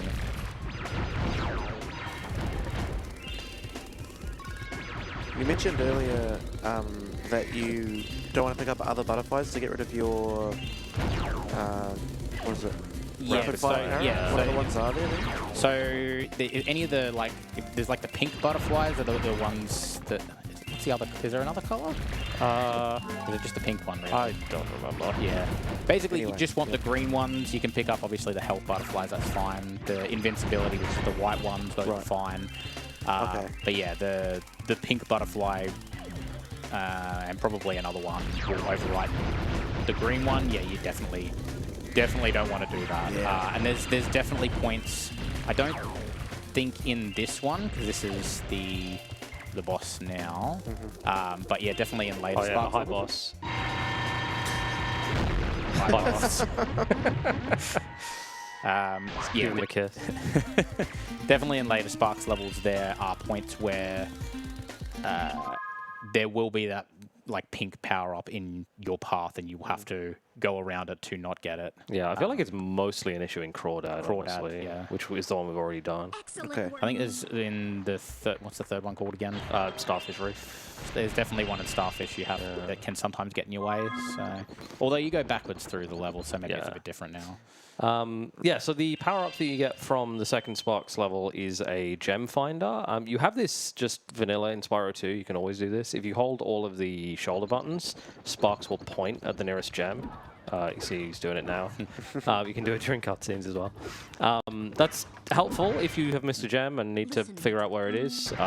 It would be nice to have in a couple of earlier levels, like Enchanted Towers, but we don't get it.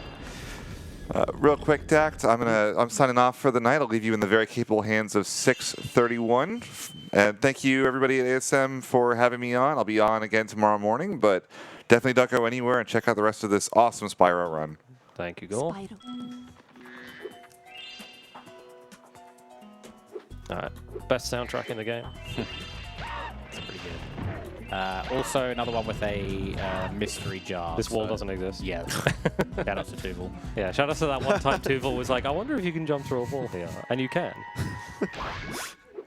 The old like ancient strat for skipping to that area is actually really hard, so that's always going to be one of the most welcome skips. Very much so.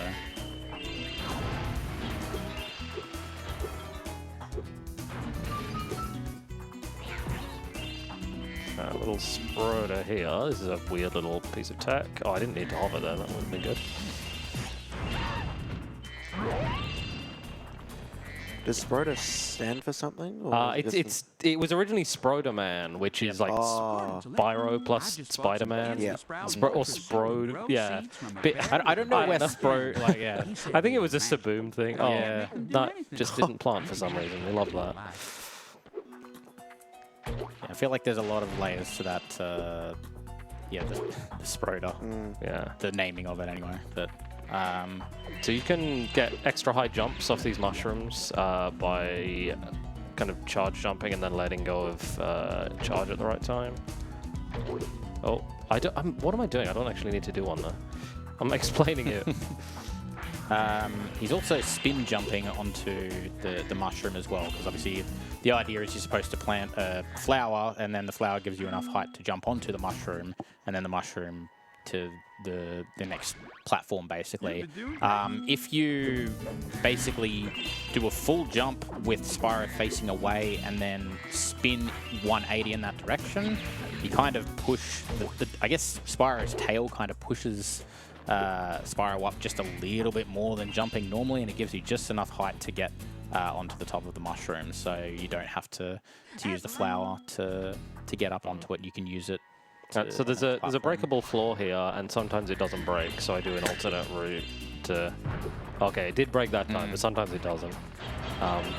Like this kind of... The more common route through this area will break that and then go down through it, but I prefer not to have to worry about it.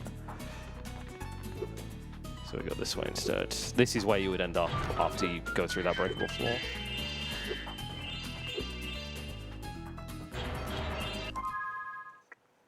Cool.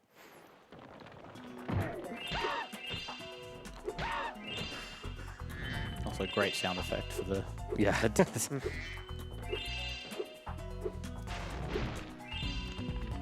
Try and go around these. No, not quite. It's a bit tricky, but all good. And then there's a bunch of like firework bottles here. You need to flame them. Well, you can bump into them and they'll explode immediately, but you still have to wait for the gems to come out, and you obviously don't have enough health to do that with all of them, so you just kind of run around like that. And then I completely messed up that setup. Yeah, I wanted to do a proxy off that guy up here, but I didn't do it right, so we're taking the whirlwind instead. Yeah, very minor time saves. Yeah. Good day, Spyro. Our favourite sergeant again. Yep, and his girlfriend. He's like, where have you been, James? Oh, yes, this one. Oh, what? Okay, never mind. Can you explain what's going on here? Apparently not, because I can't do it. Wow, that's terrible. Use... Where are they? Do you... I use kind of audio Yeah, so cues. there's a visual key for the first one, and then you Yep. can just kind of... Yeah, so... I'll just kind of do it. I don't know. Okay, you just do it, that's fine. Yeah. So basically, you cannot hit them straight away. Like, until the Cat Witch starts actually moving, their hitbox is... Like, you can't hit them. Their hitbox doesn't exist. So you have to actually wait and time your rockets to where their hitbox becomes active, and then you can immediately hit them and, you know, save them from flying around and having to kill them that way. So it's far, far quicker to basically just spawn camp them here. Is that what I meant to make it like harder in some way? You can't land on that. You take damage. Yeah, Yeah, it's like electrified or something. Makes the game crash if you come in here as Spyro. Ooh, didn't know that.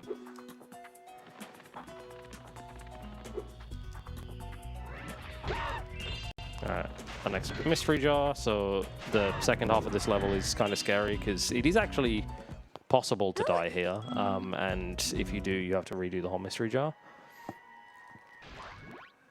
The lore behind this level, by the way, is that the NPCs are trying to like rescue that princess back, but she's actually just like run away with her boyfriend who has a motorbike.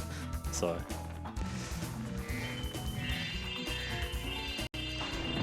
Oh, I didn't get this guy. What? That's... Yeah, I should have got him already. We used to do a whole out-of-bounds thing to get to this egg, but it turns out you can just jump around the side. And then, yeah, we want to use this fireball power-up and get as much done as possible with it.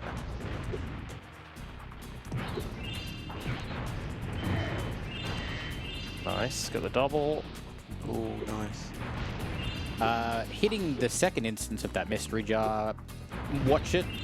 You have to watch it. If you like turn away from it and like get too far away from the mystery jar, what can happen is you'll get to the very last instance of the mystery jar, and no gems will pop out. You'll get the ding that you finished the mystery jar. You'll get no gems from it. So you got to be a bit careful, particularly in this level with that. I know that has Yeah, happened, but basically the jar and like the object that spawns the gems are not the same object. And so you can make the jar move to the next location, but the gem spawner doesn't.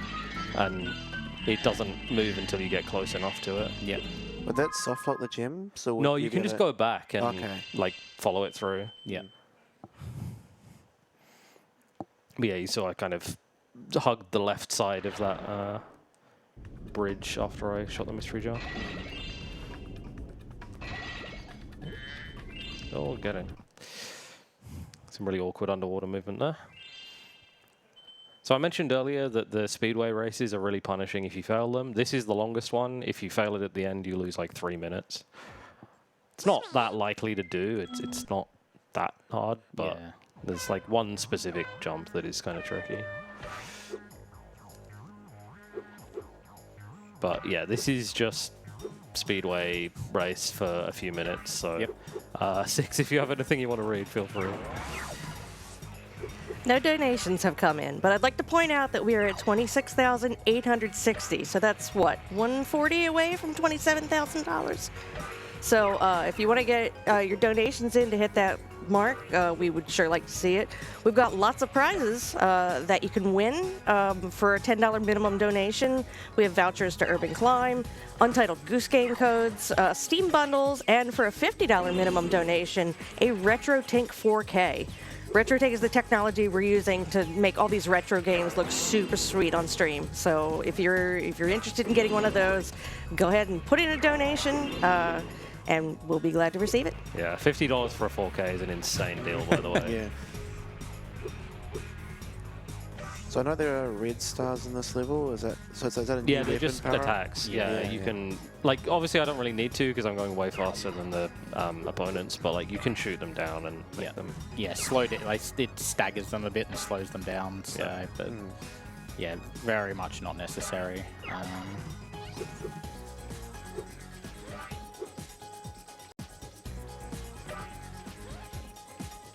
Yeah, very, very, very long level. And to counter that, the time trial is probably the hardest in the game as well. So I think like the fastest route in country is probably harder, but Sure. I don't even go for that. So, but yeah, the honey time trial route, it's hard, but like it's so much faster than the next fastest route that even if you mess it up, you'll probably save time.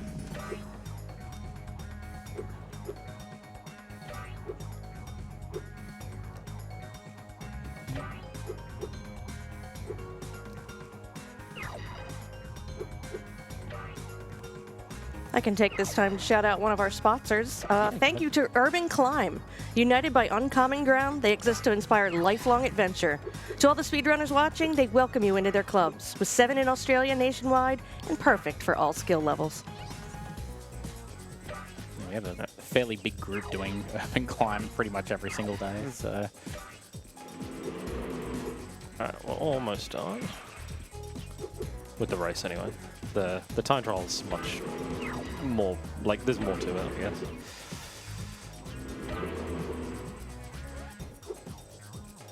Also, this switches to say, oh, it actually didn't. Usually it switches to say second place right as you go through that last ring.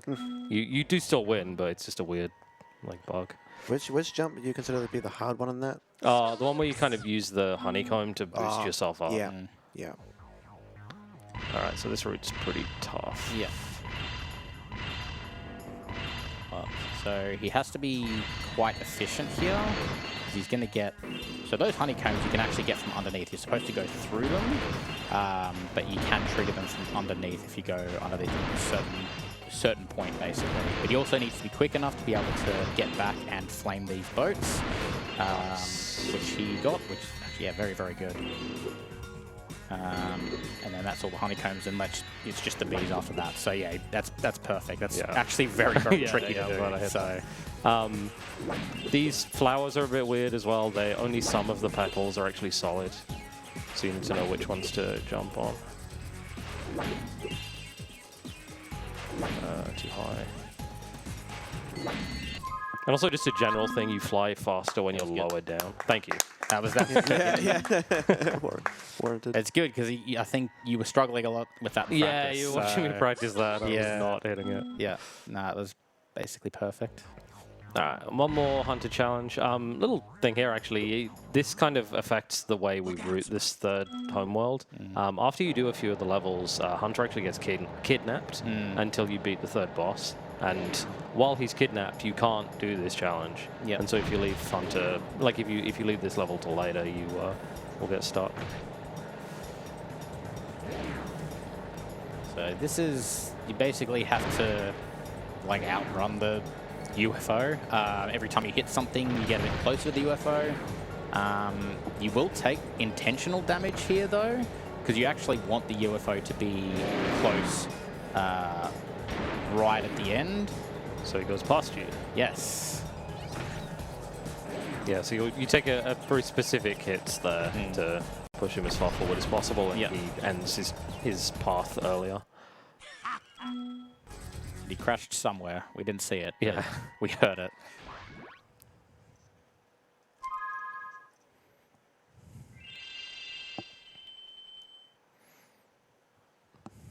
All right, some more kind of awkward water section here, and then the hardest level in the run, and also the longest.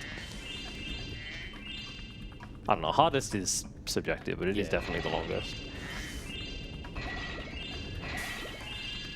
Also, this is a whale, and the egg that he swallowed is called Jonah.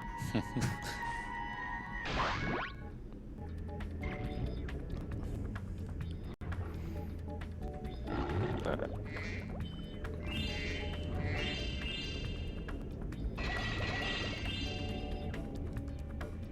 This odd as Lost Fleet. Yeah. Yes. Yeah, so this has a pretty large, like, spread out, like, main part of the level, and then two really long side areas that are quite difficult also.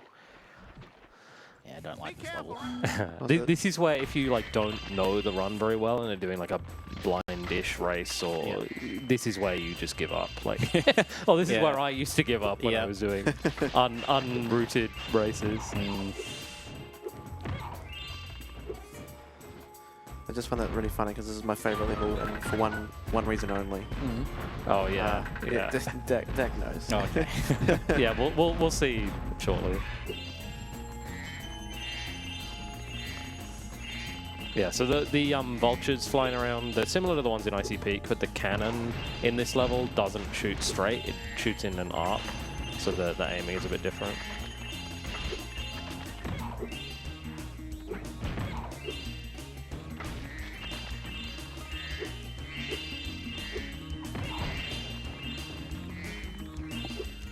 Yeah, the route for this level is pretty convoluted.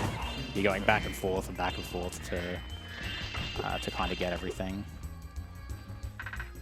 On a cycle with these vultures, it has worked out fine, because this guy kind of goes way off screen for a while. So you want to catch him while he's around.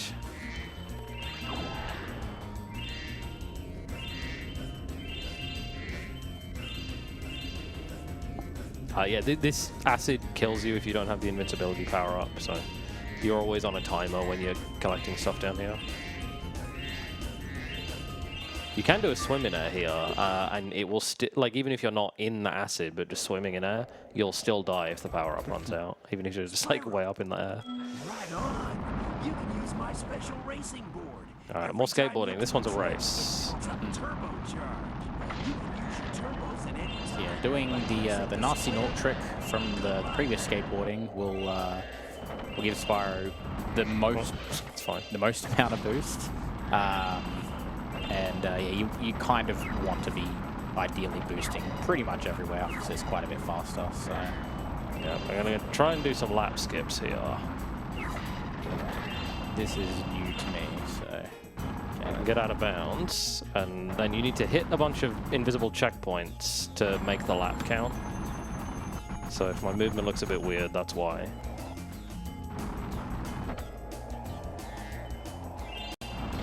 But hopefully we will see that tick up to 3 out of 3 in a second. One more up here. Yeah.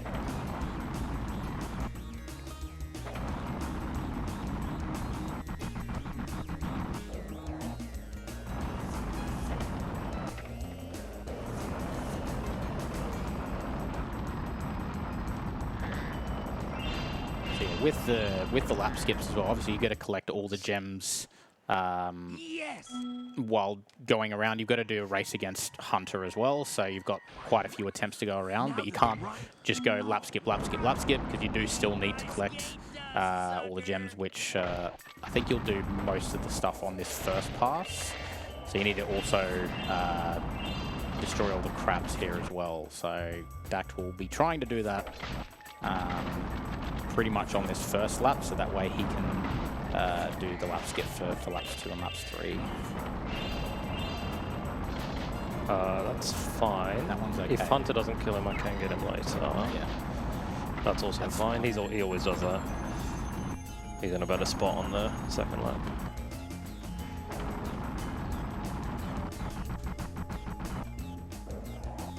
Okay, it says first, so we're good. And there's this crab. Oh, Hunter killed him. Okay, never mind. Oh, no, he didn't kill him. This is fine. Yeah. I might run out of boost. Oh, we didn't get the skip anyway. That's fine. All right. So, yeah, if you don't get a lap skip, you just have to go around normally. But it's loses. I think in 149 egg, where you don't have to collect the gems, I think it's like 7 seconds saved per lap skip. It's a bit of a different calculation in this category because of gems, but something like that.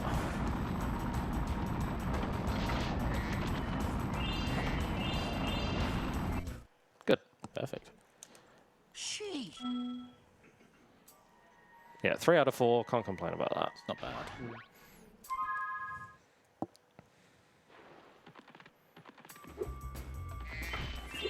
These crabs are also really kind of weird because they sometimes will just randomly de-aggro, and or like they won't, like you expect them to start turning towards you like that, but they sometimes just don't, and they're not in the position you expect them to be in. I missed. Wow. Okay. Oh. That's funny. I was supposed to have blown this up earlier, but I didn't, which means I now need to. No. Can't jump back up. All right, we're good. Yeah, you're not supposed to be able to get a jump off that. You noticed he sort of like moved the cannon all the way down, then did 2 clicks up. If you do that and then sort of charge off a particular point of the cannon, you can get a jump off it and up to this area, which you're not supposed to be able to get to from there. There is another way you can get up there. You can sort of like wall glide and flop up, but that's also pretty tricky, so it's really just preference. Ideally, don't miss the crate in the first place. Yeah, you don't like, have to that's do a very that, weird but, mistake. Yeah. But it's kind of nice that there is a backup just in case. Nearly bonked on Crazy Head there. That would have been very silly. Yeah, this whole level is like an escort mission if you're just trying to beat it without collecting everything. Kind of escorting this guy Crazy Ed to the end, this guy here. And this is why Craig likes this level. Yeah! We love Craig. We love Craig. And then the rest, yeah, I'm sure it's very difficult. Yeah. But I've never played it, so it doesn't matter. I was just gonna say, yeah, you're going all over the place. You've gone to the green water twice. You've gone back through the ship 3 times. Yeah, it's a bit all over the place. It's a bit convoluted, this level. Just because, yeah, this Kill it. Wow, I hit one of the vultures without noticing. Yeah, I didn't notice that either. What's my gem count? I'll see when I come down here.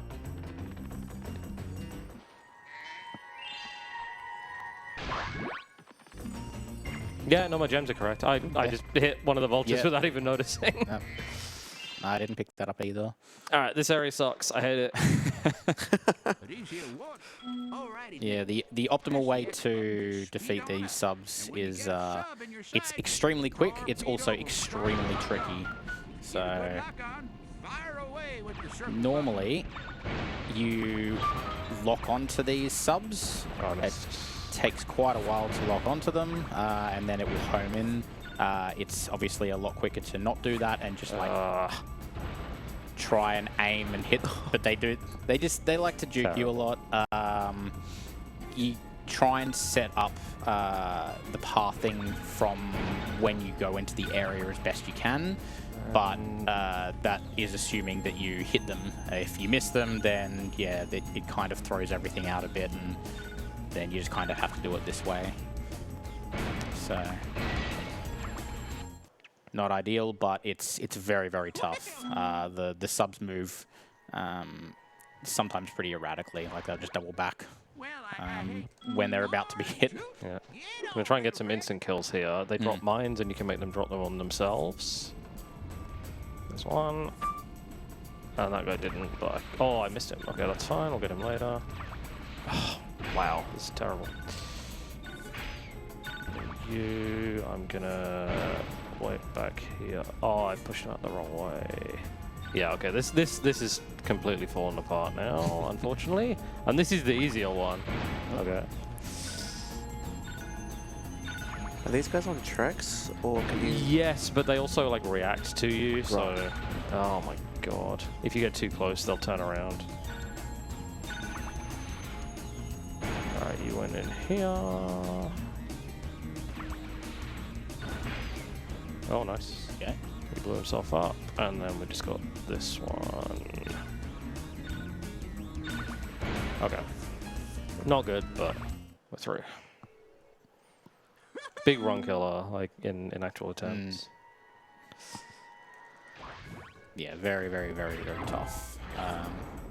Yeah, going to come back into this area to clean up all the gems. Obviously, couldn't collect the gems while you're in the sub, so using the vulnerability power up so you don't, you know, die to the acid. Yeah, you want to get everything in 2 cycles of the power up, which is actually quite tight. Yeah, so you get stinging already. So you get everything in this lower area, and then you'll grab it again, and you go up here, and you'll go around the top, and there's a few gems in one of the little caves as well.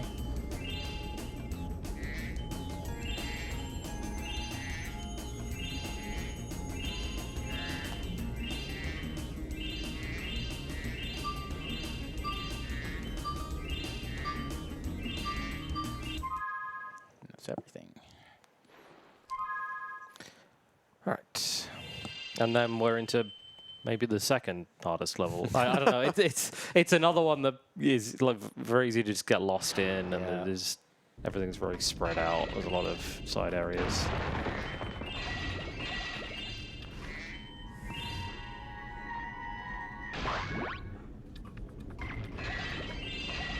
A couple of really tricky levels back to back. Sure. Like the side areas in particular, if you don't really know what you're doing, or if you're like not super confident, they can take like a long time to do. Like Double Dragon in this one can take a long time. You can lose a lot of time if you just don't really know how it works super well. These rockets are required to kill the big shielded enemies, so we've got to manage those, because we can't flame while we've got a rocket in our mouth. Also needed to break those chests. Yeah, you don't know. It's mainly the chests. I'm confusing myself here. Yeah, just the chests. You can destroy the big armored enemies by flaming them from behind, because they've only got the armor on the front. Yeah. You do still use the rocket to beat some of the armored guys, just because it ends up being easier. You'll notice that soon. Actually, there'll be 2 armored guys on a bridge that you will flame or fire this rocket at. Hopefully, you'll get both of them with the one. These ninjas, if you flame near them, they'll like hop away. So you need to make sure you don't flame and just always charge them. Thinking of the next bridge.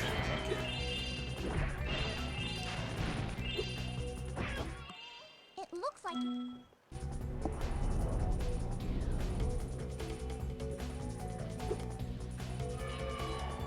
Can we super jump like that? No, we need the cannon. No. Maybe in A Realm Beyond. We can only hope. Oh, yeah. Yeah, shout out to Elucidoc for this route. Hopefully I can get it correctly. Gotta wait. Oh, I was quite early there, but if I shoot that there, Okay, I'm just gonna let him die first, because he'll only do that if he's like on camera. I would have liked to have killed the enemy first and then just headed straight over, but yeah, kill both of those enemies with the one rocket.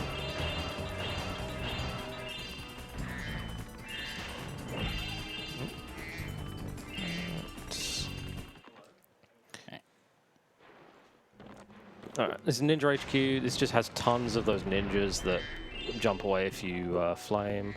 Yeah. Also, very slight manipulation Dak did there too. If he just went straight towards those enemies, they would have faced him, and then he wouldn't have been able to flame their behind to get their gem. So that movement keeps them walking left to right, and you can get their gem far easier that way. And then the rest is just, yeah, just trying to get through it as quickly as possible and yeah, making sure you can get through all these ninjas. The ninjas can be a bit tricky. There's a cycle on this guy. Maybe I can get this. Yeah, Oh, nice. Yeah.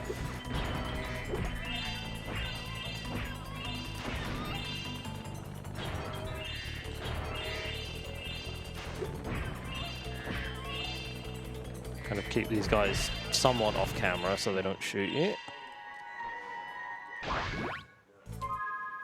Pretty good area. Yeah, and then we've got some kind of cursed tech coming up in a second. I'll let Marta explain it because I don't want to mess it up. Yep, fair enough.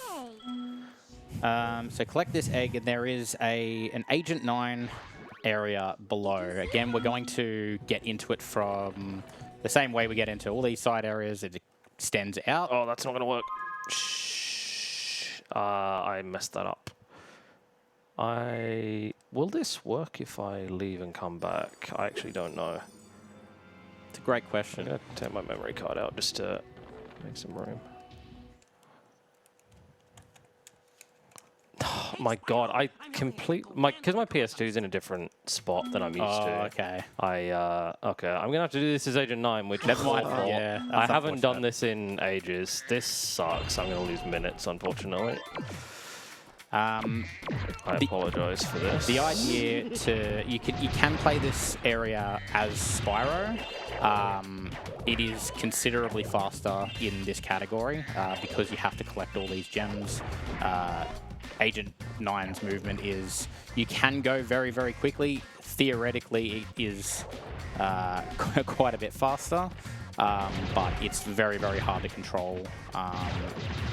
And yeah, getting these baskets is also a bit annoying as Agent 9. The idea is, what I was supposed to do there, and I cannot believe I failed that twice, is unplug my controller while holding square at the right time, and it gives you a frame-perfect pause that lets you then like escape Agent 9's talk box and play this area as Spyro. Yeah. But yeah, that's going to be the low light of this run, I think, for me. And I'm dead. Yeah, because it's really easy to just get destroyed by these enemies. Yeah. It is very unfortunate. It's did I get it? I did get that. yeah, if you can, how it used to work, like the unplugging controller strat is like it will basically give you that pause. It used to be that you would just like spam the start button while holding square and then hope that you got the frame perfect pause. But yeah, the unplug controller method was found to be a bit more consistent. But if you miss it and you do talk talk to Agent 9, you can't do it again. It won't let you do it again, obviously, because you can't. It'll just load you directly into the area. You don't go into that first little area where you can, you know, do the exploit. Yeah, I'm gonna be kicking myself over that for a while, I think. Have we at least explained, now that we're here, explained what the movement is with Agent 9, or the movement tech we use? We could do that, actually. There's a bit, we can do it later on as well. We will do it again. I did Yeah, so the movement, obviously you're not supposed to move this fast as Agent 9. Again, using the strafe buttons, you basically just like hold one strafe button and spam the other one, and it just gives you a ton of speed. If you can buffer it correctly, you can get through these areas really quickly. You can also do it too quickly and get way too much speed. Is this guy? Is this 5? Yeah. Okay. Oh, typical. All right.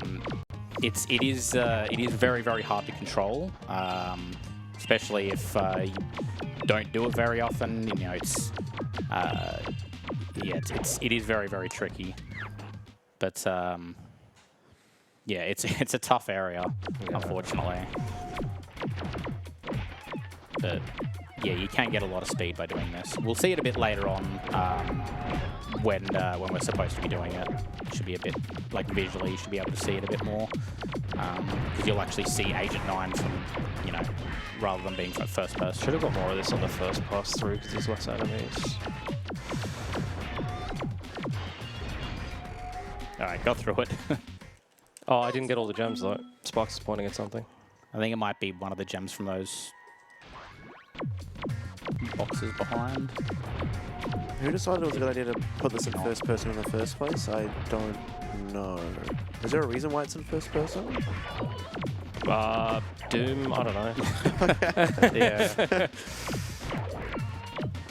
Oh, it's this one. Maybe? No.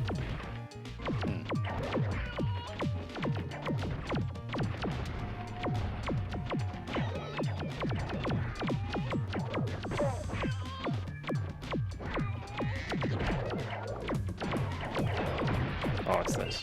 That's got to be everything. I'm just going to leave and hope. I can't see sparks during that, so... That's a good number. Oh, it's gone.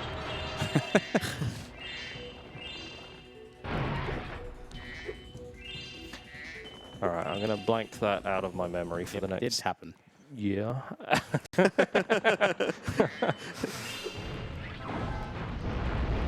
Hey, the Twin Dragon. Whatever it Twin is. Dragon. Because the thing that makes it awkward is you have to unplug the controller while holding square. Yes. And I'm really used to doing it on my home setup where my PS2 is, but it's like directly in front of me, which it normally isn't. Yeah. Also, you have the memory card in. The memory card is directly on top of where the controller goes in. It does make it a bit more awkward. So, and again, it's one of those. I think you got kind of lucky that you actually got a second attempt, but normally you get one attempt at that, and if you mess it up, you don't get to attempt it again. So, while it is consistent, it is still a little bit scary in that aspect. In that if it messes up, then yeah, you just lose all that time. Yeah, this is Double Dragons. This can take a long, long time, but This is going pretty well, actually. Yeah. Yeah, if the dragons hide in the tunnels, there's not really a great way to deal with that, but they were very kind. That was very quick. Felt pity on me. Thank you. And yeah, just a bit of cleanup for the rest of the gems here. Yeah, I think in your practice, I remember that we're just going in and out of the tunnels, and it can just take basically twice that long to defeat the dragons.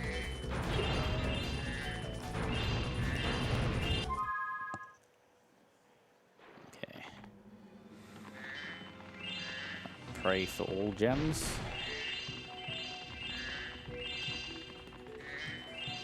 Yes. Yay. Far out. No more whatever that level was. It's fine. Fireworks Fireworks Factory, Factory. yeah. Yeah. This is where Hunter gets kidnapped. I mentioned that earlier. So if we had not done either the Hunter Challenge in Honey Speedway or the skateboard race in Lost Fleet, we would be locked out of them until we beat the next boss. Yep.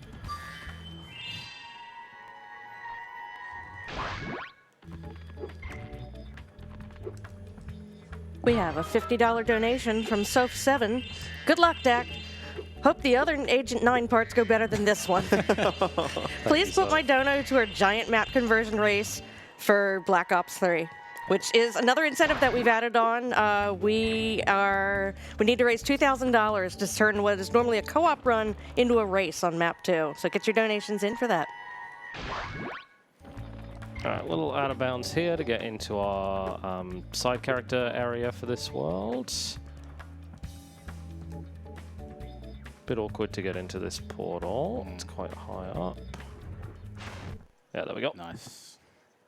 Does the flaming do anything as No. well? Okay. Yeah, it's very precise timing you need to do. It just leaves like a flame in the portal, and it looks funny. I thought maybe like it was to check collision or something. The flame No. particles. No. Yeah, if only the game did that. But Yeah, it's like a really common question in Spyro chat as well. Like, does the flaming while gliding do anything? No, it doesn't. You're just pressing buttons. So when you flame or squish your companions, yes, but not just in flying. Okay. Yeah. Doesn't make you glide faster.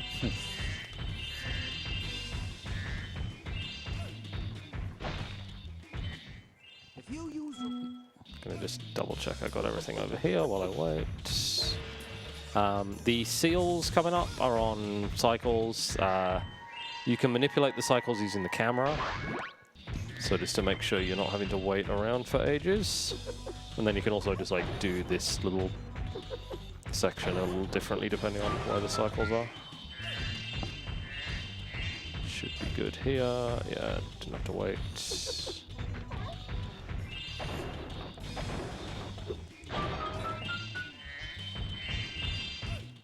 I never go. I'm gonna go for a thing here.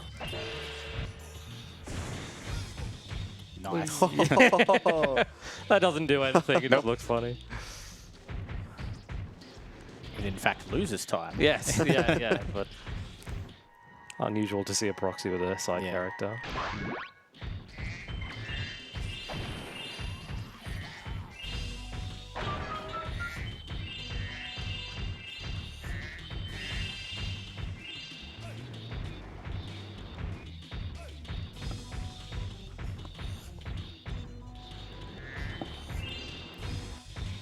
Yeah, not much to say about this level outside of that. It's kind of the big thing is that the seal manip saves a little bit of time, and then it's just Just things. collecting gems efficiently. Yeah. Out of these.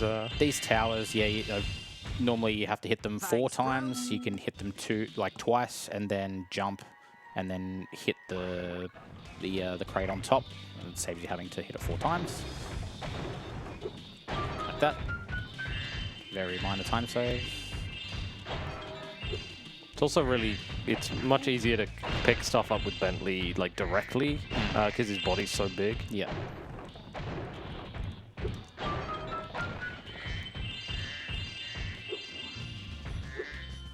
There's a seal coming around here who may... No, it looks like he just threw a snowball. You kind of have to react to that, and sometimes he's right about to throw a snowball at you.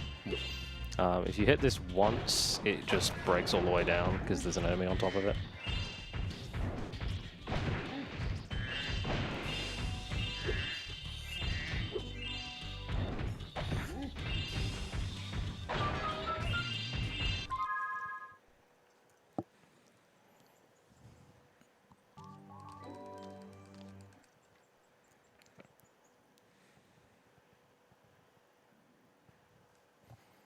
All right, Frozen Altar's up next. This level's kind of cool because your flame breath gets turned into an ice breath, so you can't like kill enemies with it, but you can freeze them and turn them into ice blocks that you can stand on.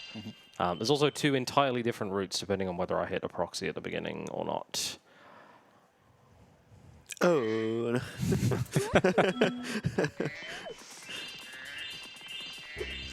I also don't like being on green here. Oh, I missed that thing. No, did not get it. I'm going to go back for this, which I should have already got. And then we're going to have to go the kind of normal way through the level. If you hit that proxy, you go directly into the cat hockey minigame and skip paying money bags. I actually failed both money bag skips that I go for in this run. Or both of the like ones that I don't always do.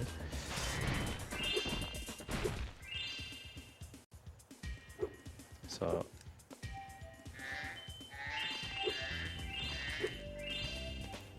But yeah, the gimmick with the ice block, and then also those towers with the like, what are they, magnifying glasses on top of them, or mirrors, I guess, to reflect the sunlight into these snowmen and melt them. Why did it pop? Yeah, good question. But yeah, you can't get past those guys. They don't, like, they're not enemies so much as just like cutscenes that throw you away. Yeah. Also, that jump I just did is kind of precise. All right. Picking up all this. Constantly having to remind myself which route I'm on in this level, because they are quite different depending on whether you hit the proxy or not. Oh. And jump on nothing. Yes, there's no surface there. You can't stand on that, but there's quite a few of those where you can't stand on it, but you can charge jump off it. And now everyone's favorite, this is Yeti boxing. The bane of everyone's existence in this game. You can play this 2-player, which is kind of cool. So yeah, only using this attack and forcing the Yeti back into the corner, and then hopefully just timing attacks to wail on him and get out. So pretty good. Yeah, I got lucky with I missed some combos there, but he was very passive, so got a bit lucky. What are your other attacks there? Is there like There's like a one and there's like a big like a kind of hook thing, and then there's a low as well. Yeah.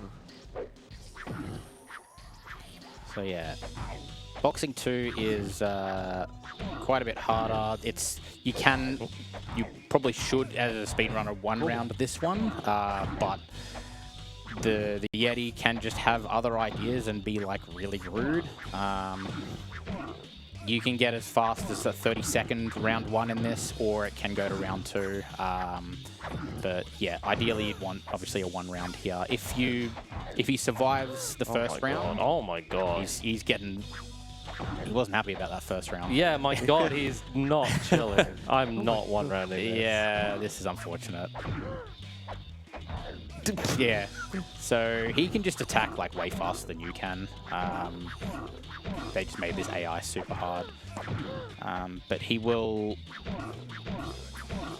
Oh, come on, please, please. Oh my god! That's the most clutch round I've ever seen. God. Yeah, so if you don't kill him in the first round, he gets a bunch of health back for the yeah. second round. Yeah. So. Oh my god. Wow. But yeah, you have like stamina, so you can't just keep punching forever.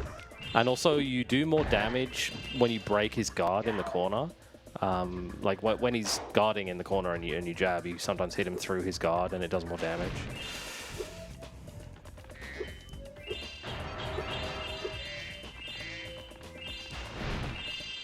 Oh, talk. Says. Yeah, this is the money-backs payment I would have skipped if I'd got that proxy at the beginning. And this is cat hockey. This is also terrible. Great. Freeze the cats and push them into my goal to score. Just a random thing that's been happening through the run as well. If you skip dialogue quickly enough, the voice line continues playing into whatever area you're in. Just noticed it there.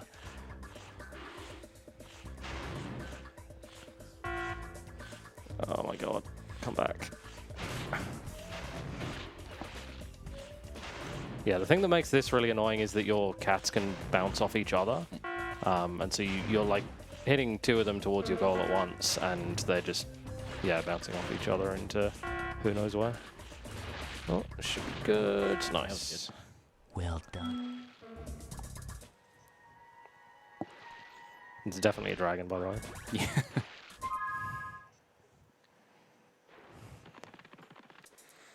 Thanks for helping. Yeah. End of level egg, and then just some cleanup. We have $7 from Hungry Gamer. I'm off to Subway. You guys want anything?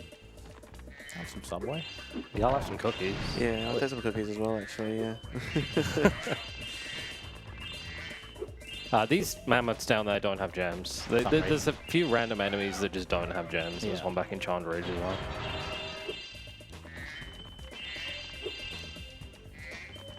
didn't miss one that time. Yeah. I was very, very careful. Yep.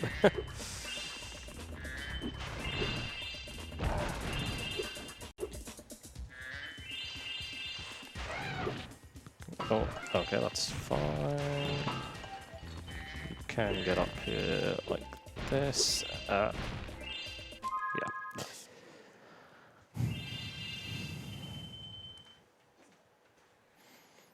All right, and that's our last level in Evening Lake. Into the third boss, Scorch. Scorch is RNG fest, unfortunately. It's usually not too bad in this category because there's just so many other places to save and lose time. But certainly in the shorter categories, this boss fight is a real kind of gatekeeper. You can only hit him with the rockets that Bentley gives you. There's two types of rockets. There's a green rocket and a red rocket. They do the same amount of damage per hit. The green rocket has 1 ammo and like homes a bit, and the red rocket has 50 ammo, so you do the math. We want to see red rockets. And then Scorch's attacks take different amounts of time as well, so there's like multiple sources of RNG. Yeah, so crabs are okay. I think it's the second best. You want the fireball attack he will do, so we got green rocket, that's not the best. We did get confirmation recently that red and green rockets are actually 50-50. Right, okay. I think it was Composer who was looking at the game code. Interesting. We'll take second try, red rockets. That's so. yeah. So we want to hit him here. You can get these like double hits where you hit him while he's doing his attack.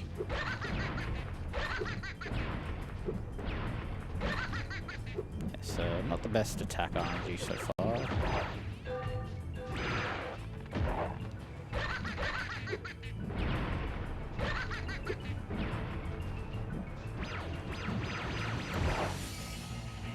This is a good attack. Yeah. Good ending at least. Yeah. Some of his attacks he can do towards the end of the fight are really slow, so.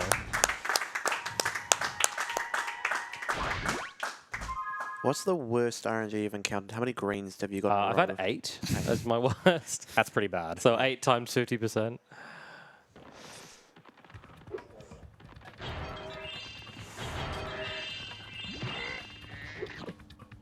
Alright, so as usual, we have to come back for the Sparks level. This one's kind of cool. We do it backwards. You can skip from the first room right to the boss. And the kind of the gimmick in this is that, in this level specifically, is that you have to kill all the enemies in one room before you can progress to the next one. But by doing it backwards, we just skip all of that requirement and can avoid killing most of the little enemies. Yeah, the door's just open for you.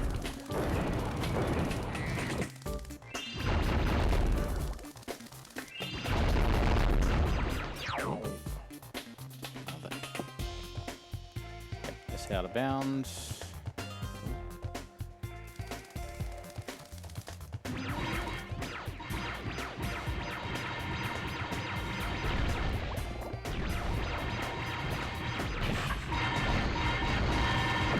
Again, a very quick boss kill.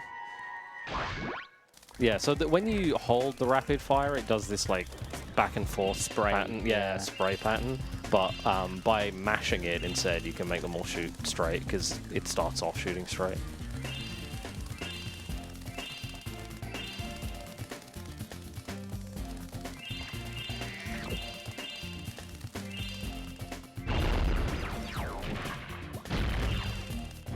Now progressing backwards, and you'll note like that door would not be open without killing all the enemies, but yeah, I guess once you... Is it once you beat the boss? Or yeah, I believe so. maybe that's the trigger for it. That, regardless, going backwards, yeah, you don't need to kill all the enemies. It's obviously much, much quicker to do it that way.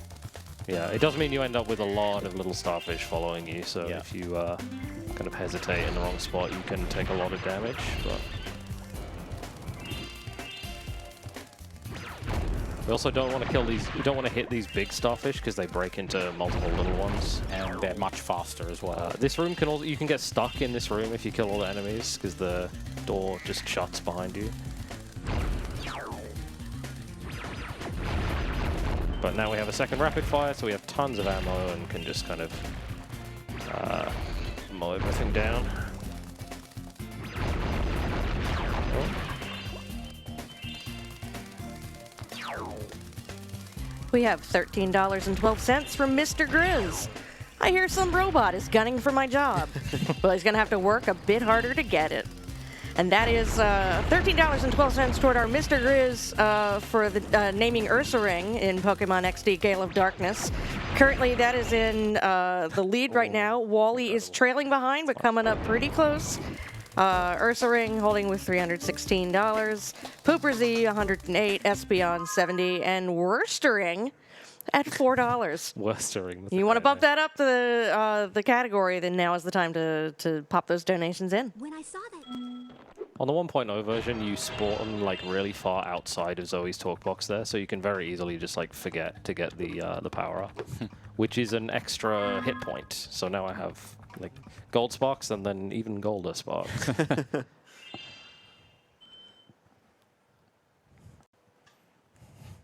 I shouldn't be looking at the timer. Yep. That's a bad idea. But yes, we're in our last home world. This is Midnight Mountain. The route here is going to be a bit different from the previous worlds.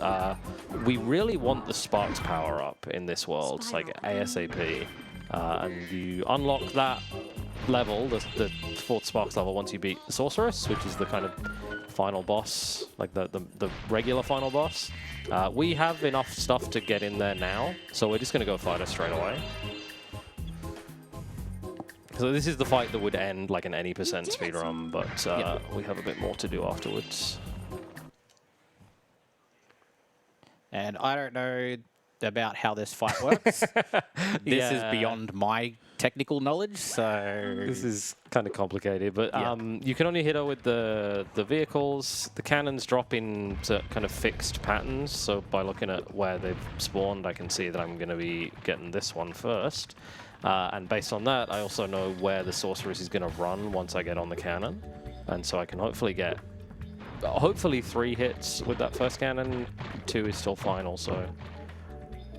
See if she's going to be kind here. Going to wait for her to do her attack. Is this one where we want to fire a certain number of attacks with the cart or whatever you can move around on, and then... You don't want there's 3 stages, or 3... You've got the cannon, you've got the cart, and then you've got the UFO. Yeah. You don't want the UFO. The UFO is slow to attack the Sorceress, so basically the idea is we want to force this cannon, so we manipulate it so that... That's not going to work. Oh, not quite. God. Terrible. I have to wait now. Yeah. So we want to skip the UFO phase, but that requires doing a specific kind of shot on the Sorceress with the tank to make Agent 9 drop another one. But I unfortunately have to wait a bit before retrying it, so that she's going to... So when you fire the, I think it's the 6th hit on the Sorceress, which would normally then start the UFO phase, this that you're on here, it will like basically despawn all of those carts. So yeah, you want to make sure that you get the last hit while Agent 9 is dropping another one, so that way then you can use this for the final phase. So it can't like despawn it basically. And yeah, that saves having to do the UFO phase entirely, which you get hits much slower than I would have been much better just using the UFO there. Probably, yeah. But all right, so we've killed the Sorceress, so that unlocks Bugbot Factory, which is the 4th Sparks level. So we're going to go do that so we can get the power up. Yeah, the power up here, like Sparks will break the vases and the baskets for you, so you don't have to even go. You have to go close to them. You don't have to go through them. So yeah, you can cut corners even more. It is quite a bit faster, which is why we do do Bugbot Factory right now, because it saves a lot of time in the levels leading up to the end of the game. That out of bounds is pretty finicky, so it just doesn't want to work. The enemies are so stunned they don't know what to do. Yeah, it's good.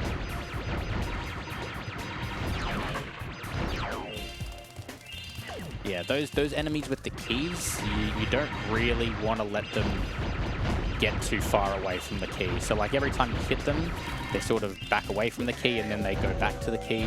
But if they start running around with the key, then it can throw things off quite a lot. So that's good. Yeah, you want to try and use this invincibility as much as possible here. How much worse would these levels be if you had to kill every enemy because every enemy dropped a gem or something like that? Yeah. There's your answer. Yeah, that would be pretty terrible. Yeah. But I mean, I guess if they had gems, they wouldn't infinitely respawn, so... True, yeah. So we do need to open this gate just for something later, but we don't want to go that way. We're going to go this way instead. Hello? Do you want to go? There we go. You just need the help. Yeah, like you can get boosted up, but you shouldn't need to. Yeah.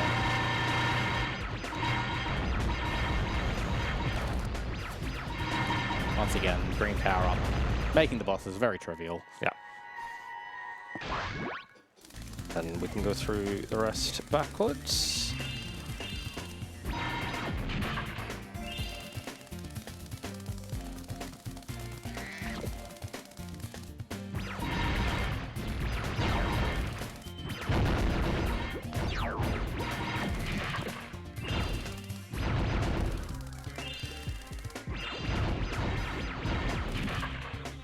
One ammo left, nice. Optimization. Yeah. All right, so now we've got the bug bot power up, which is actually two different things. True, so you see this basket's just going to break because Sparks can now break things for us. He'll break baskets and vases as we go past them. It also gives you the ability to warp to levels using the Atlas, which... I mean, it's useful. It's very useful if you have like missed something earlier in the game and need to backtrack. You can kind of save the backtrack until now when you can just warp back there. But it will actually be used in a couple places to save time, just exiting levels more quickly. His money bags, he stole all our gems out. Oh, wow. He didn't steal, he extorted all of our gems out of us earlier. Yeah. So we get them back here. That does actually, the length of that does depend on how many times you paid him. That was much quicker than it would have been in a casual playthrough because I just paid him less gems. But if I had got a couple of the money bag skips that I was going for that I missed, then I would have had less, I had to flame him fewer times there.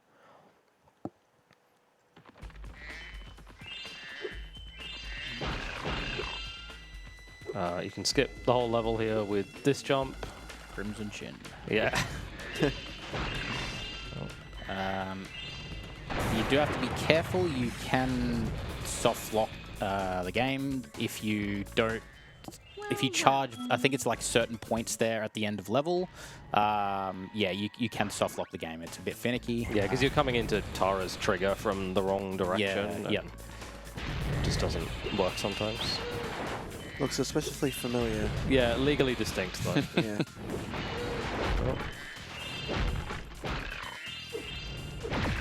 Use a little Scorpion proxy to get that 25 gem up there. Scorpion proxies are extremely easy. You just kind of walk around them to the left and they shoot you up. Yep. Your left, their right. Because they kind of smash their tail down on the ground and it squishes you and you get proxied up.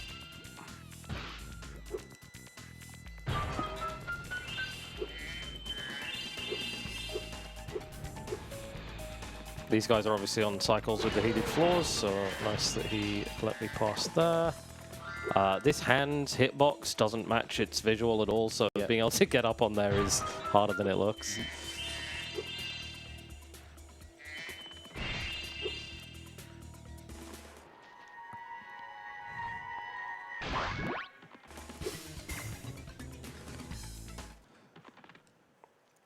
And then side scroller Hi, Spyro. Sheila area. Yeah, this is the last time we'll see Sheila in the run, I believe. And yeah, this is just a 2D side scroller section. Probably a great time for donations or anything you want to read. I'll just remind everybody that for AusSpeedruns 2026, we're raising money for Game on Cancer, a charity which funds early career cancer researchers who are working across all areas of cancer research to make this the last generation to die from cancer. If you'd like to donate, go to donate.ausspeedruns.com. And if you look at that donation total, we are very close to 27,000. You know you want to push us over that line. Unfortunately, we'll not reach 27,000 gems in this run, but...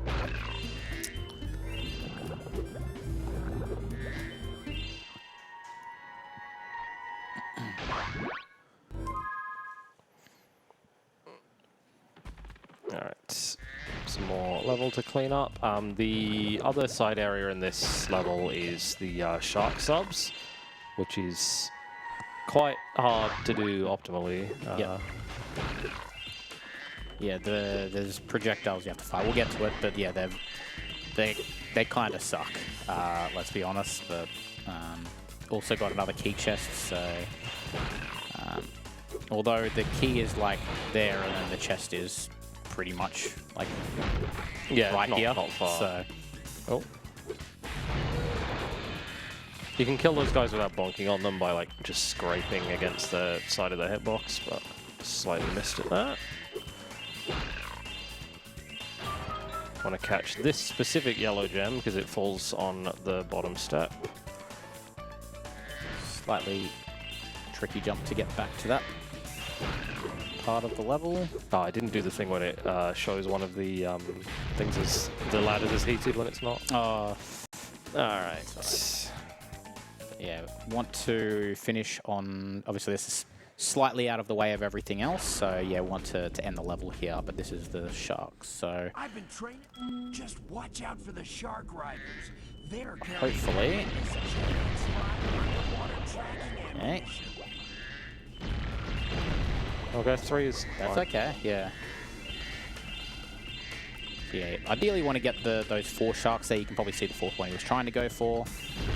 Get all the gems on the bottom. Oh wow, I missed him as well. Alright, I need to do some cleanup then, because I didn't do that quite right.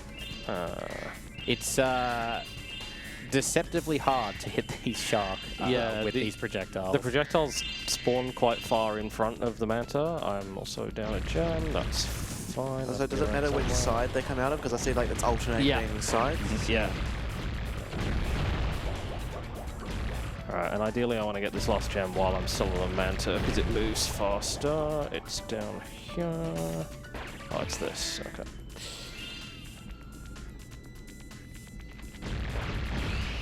Oh my god. Hit him. Case in point. Yeah. It's, you can be like right in front of it and it just doesn't... Yeah. And because we're in a side area, we would have to exit area twice to leave the level, but instead we can just use the Atlas warp that we unlocked in Bugbot and warp straight back to the home world. Even if you're in the main level, it's normally faster to do that than to leave normally. Because I have memory card in, it's actually slightly slower to do an Atlas warp from the main level. You don't have memory card in anymore. Oh, true, I never plugged it back in. Okay. So I didn't. It's still slower because even with a failed autosave... Oh, yes, yeah, of course, because you have autosave before. Yeah. It's a good job I didn't softlock in Desert Roads. Yes. All right. I'm going to wait for this autosave to attempt and then put my memory card back in. There's not really anything that can happen from here, but I don't want to attempt for any more than I already have. What was it? Okay. Alright, this should have been the first time we see Agent 9 in the run. Yes. See him from, third-person perspective. Go into first person to shoot these. Like you aim to get those. There's a few of those that are very easy to miss, unless you obviously are very aware of where they are. Even speedrunning this game, I occasionally miss them. Yeah, you will see the movement here as well. Oh. Do you backflip when you take damage or something? Is that? Did I see that correctly? Yeah. Nice. Very performative.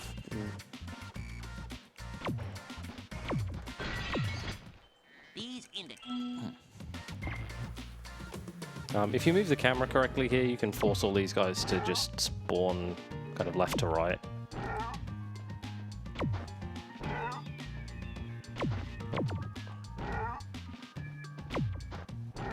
So there's obviously 6 spots that they just will spawn, and they won't spawn unless they're on camera. So.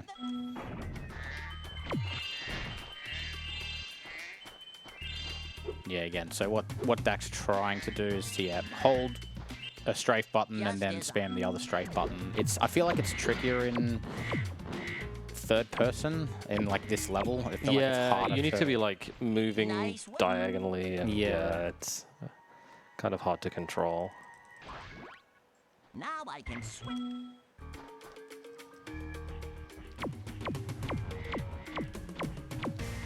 Try and get as many of these as they spawn out of the little thing. Obviously saves you having to go around and grab all of here. The lab.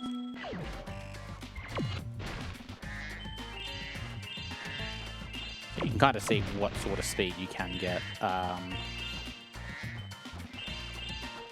Yeah, you'll hopefully see a very good example at the end of the level, but you kind of use it throughout just to save some time. But you said you can get so much that it can overflow into negatives. And And then you start going backwards. Yep. That's less common in like when you're just running around third person like this. It happens all the time in the fireworks factory area if you're doing that in 100 Egg.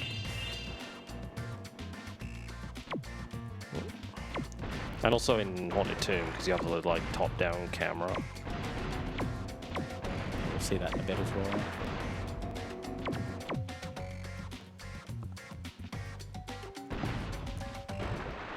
I already have this egg. Just a thing with standing, like the egg trigger is like, you basically collect the egg before the cutscene starts, and then collect it again after the cutscene. I want that. No, I want to shoot that basket. Pick up some more bombs, because I'll need them.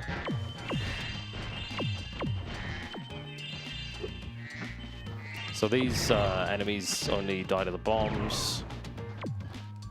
I might get some health. Yeah. If I can hit this guy. There we go. So once he's finished the end of the level here, he will need to go back to the start of the level because there's another strong chest there, and he needs the bombs. The bombs are only at the end part of this level. In typical Spyro fashion, the start of the level is right there. You can see it in the background. They're always on a loop, these levels. So if you can get from the very end of the level to the very start of the level very quickly. Okay, I lost all my momentum. That was close. You can kind of see the idea. You're going to be using this exploit to gain a lot of speed and jump from the end of the level to the start of the level. Obviously making sure you have bombs as well if you... Yeah, you have to be careful with the setup, because if you accidentally go in that portal, you exit the level and cry. Yeah. There we go. Yes. Yep, that's good. Okay.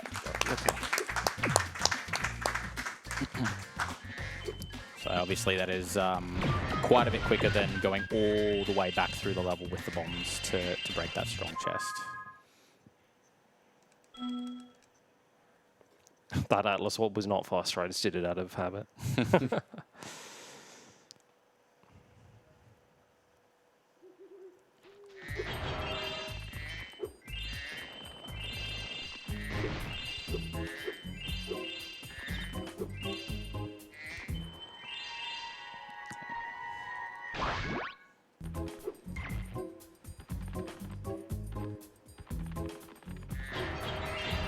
Alright, I broke this head bash chest earlier before I went to the sorceress.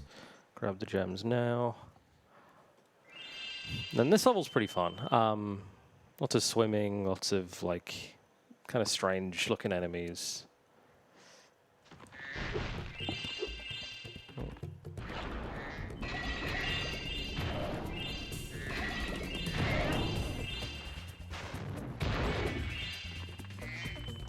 These trees, like, kind of have a delay before they die once you flame them. Also, I need you.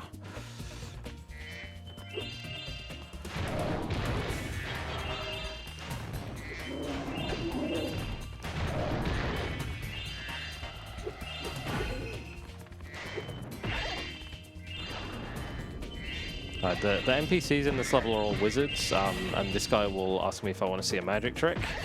I don't want to see his magic trick, but I'll show you one.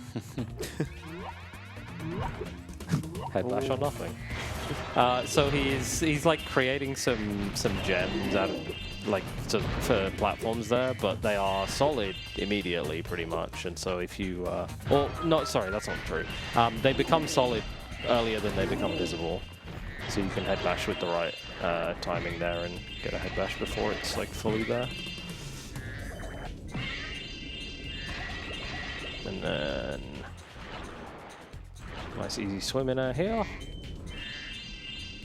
Yeah, so that one, again, if the water plane is very, very close to the surface, like the land surface there, so if you're kind of holding forward right on the edge there and then pressing swim, it will give you that out-of-bounds swim rather than swimming into the plane of water there.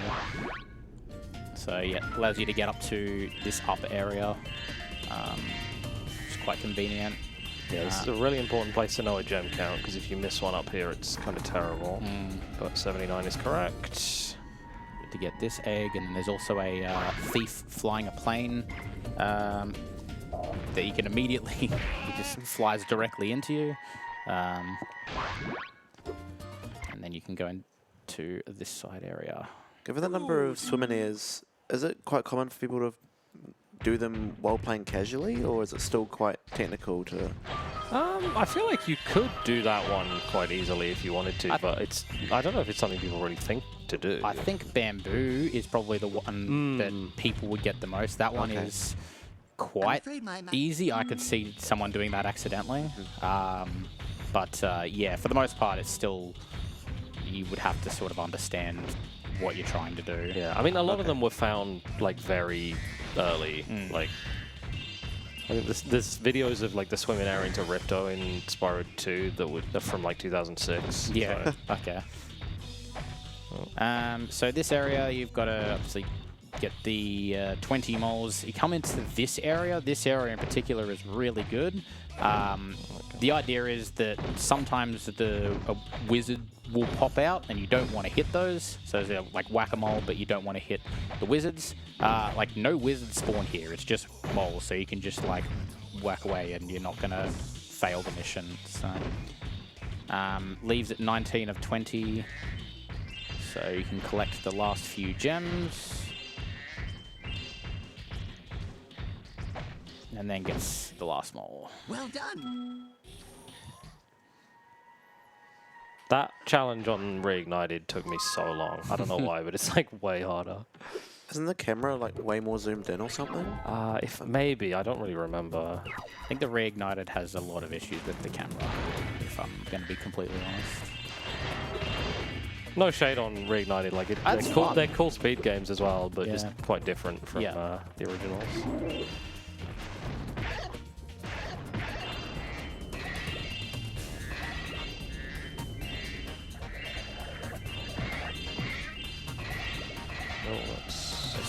Slightly on a bit of like time cycle here.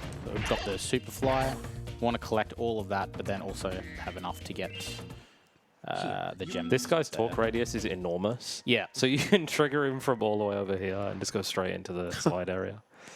There's a cool glitch where you can like activate both at the same time, and like the game doesn't really keep track of which area you're in correctly, and it spawns like the slide gems in the main area. Oh, but I don't think I've ever seen that. I had it happen to me recently in a run by mistake, which was... thankfully, the run was already terrible, because it would lose a lot of time. I missed a gem there, that sucks. Yeah, the Sparks can't keep up here, unfortunately, so you do have to go through most of the gems manually. And missing one is pretty bad, but it was fairly early. Yeah.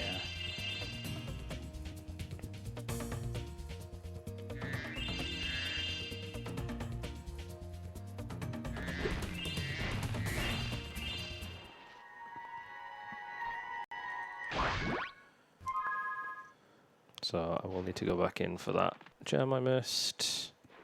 You actually slide down faster the second time around, which is very strange.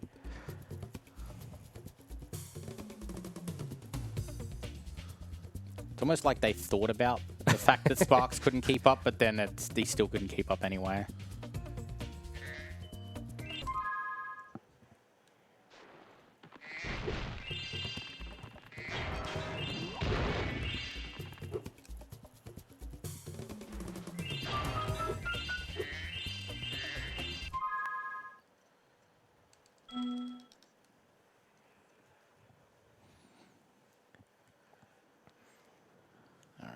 Getting close to the tail end here. The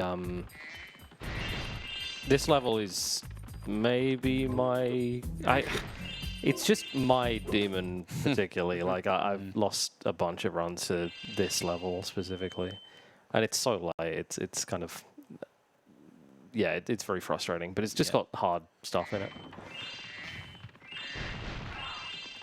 Firstly, this door jump, which I did not get, but you can just get the back up as it's coming back up. Yeah. Obviously not intended to do that. That guy next to me is the end of level guy. Yep. So this is the Agent 9 section. I get that. Behind this.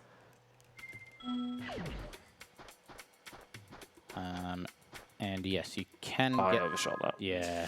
Yeah. Can get out of bounds here, as you can see.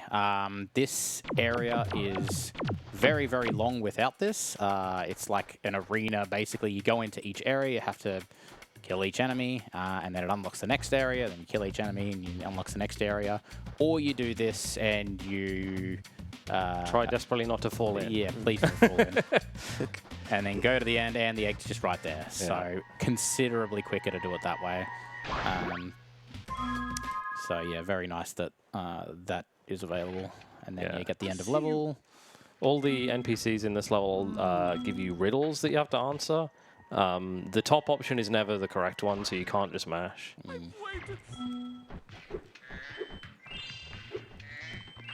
Then skip this slide. We still need the gems on it, but you can jump on the edge without triggering it. And then this bottom section doesn't trigger.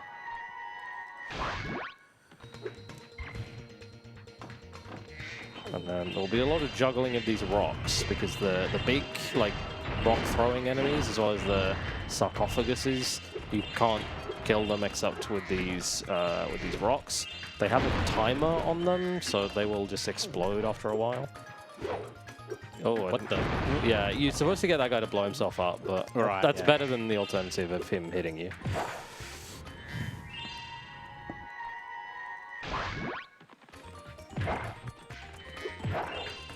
Oh, yeah, because that was not what I was supposed to do there.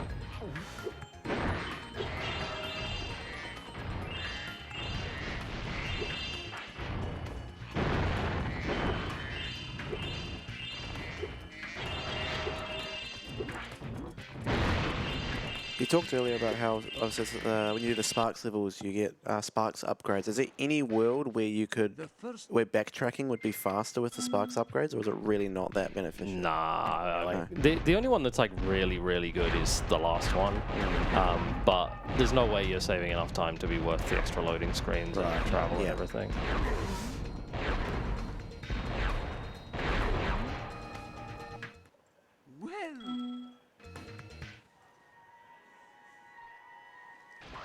You can. It is actually an option to skip the Sparks power-ups as well. Like, you can kind of jump out of Zoe's talk box and save a little bit of time not talking to her. But they're all kind of... I mean, other than maybe the gem finder, you could go without that. The rest are all kind of worth the time it takes to collect them. Is that gonna... Yeah, that's going to hit the bug. Oh, my God. All right. There we go. I think the TAS does skip a couple of the Sparks power-ups. Am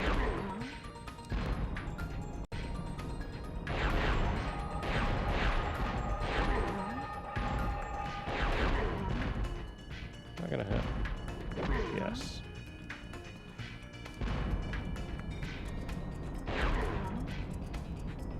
need you to not kill me. Thank you. That was... And that was tanks. It was was tanks. It was, yeah. it was tanks. Yeah, that was not very fast, unfortunately. But the kind of strat of see if I can do a thing here. No, okay. You can also get him to blow himself up. But yeah, you can kind of shoot them from far away and then strafe, and they kind of move into your shot, even though they're behind the like obstacles. A bit of juggling here. Oh, didn't give him time to throw, that's fine.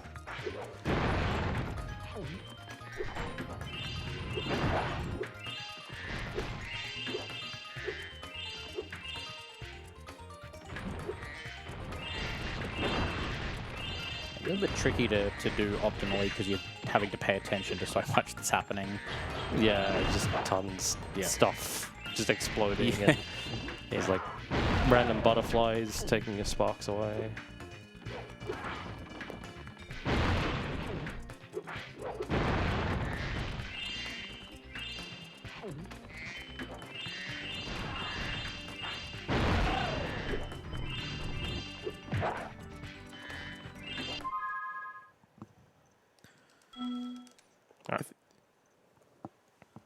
So if you killed all those rock throwing or the bomb throwing guys, would you have to reload the level to get them? No, back, there or? are spots where they just fall Oh, yeah, like okay. onto the ground, but yeah, the you would have to go kind of far out of your way.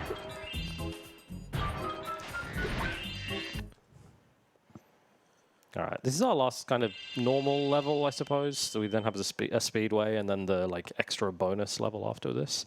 This is another one where there's a lot of things that we need to flame and then wait before we can get the gem. Like these cactuses take a while to explode, and then the dinos don't drop the gem immediately. So there's a lot of kind of flame something and then run and do something else, and then come back. Not there, but we'll see it later.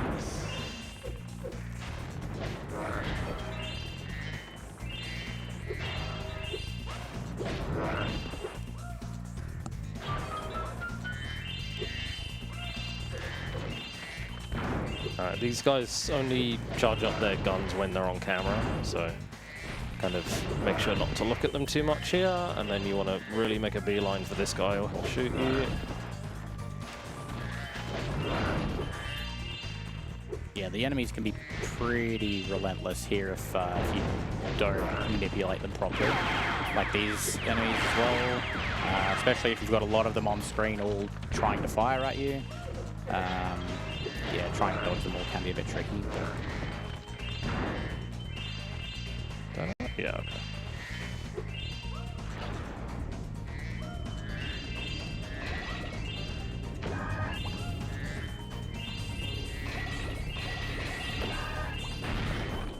What kind of dinosaurs are those?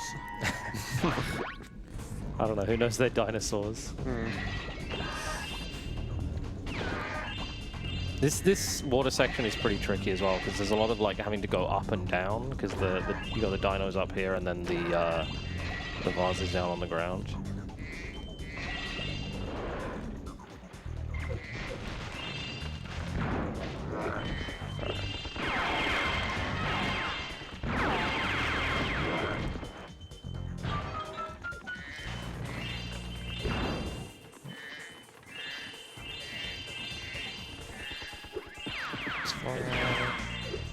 It's kind of random where that enemy starts shooting, so.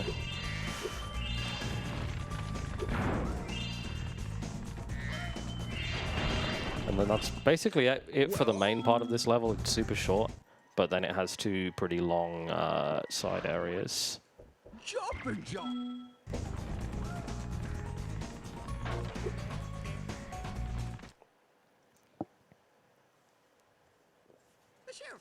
Our last appearance for Agent 9.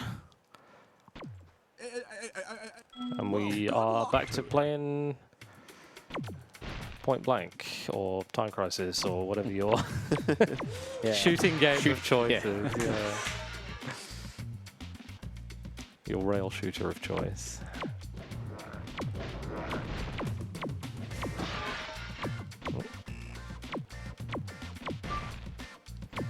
So yeah, there's some like trick shots you can do where you hit some of the dinos earlier than kind of intended. Yeah, like rebound them off the wall. Yeah, like here. Yep. And then again, right there.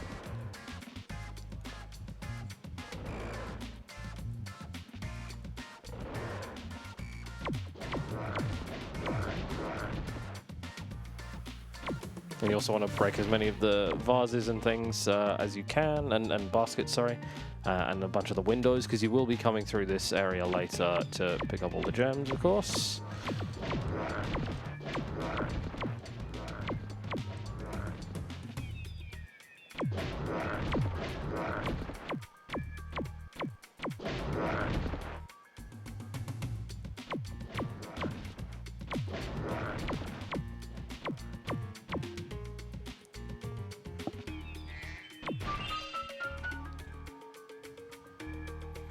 There's a dino in the back here that gives you a skill point and an extra life. Well, I'm not going to kill him because it's slow.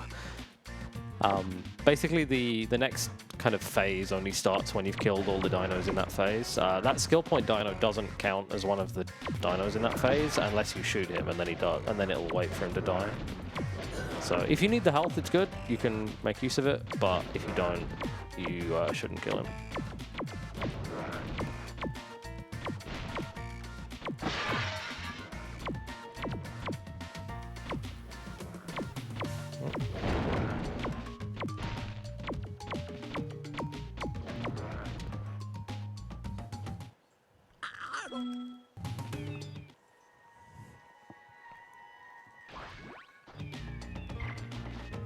Once again, third person, Agent 9 trying to... This can be, like, you don't want to overdo this either, because you can just fly off the edge. Yeah, and if you do die here, all of the, like, baskets and windows that you broke come back. Yeah. So it's slower to clean up the second attempt.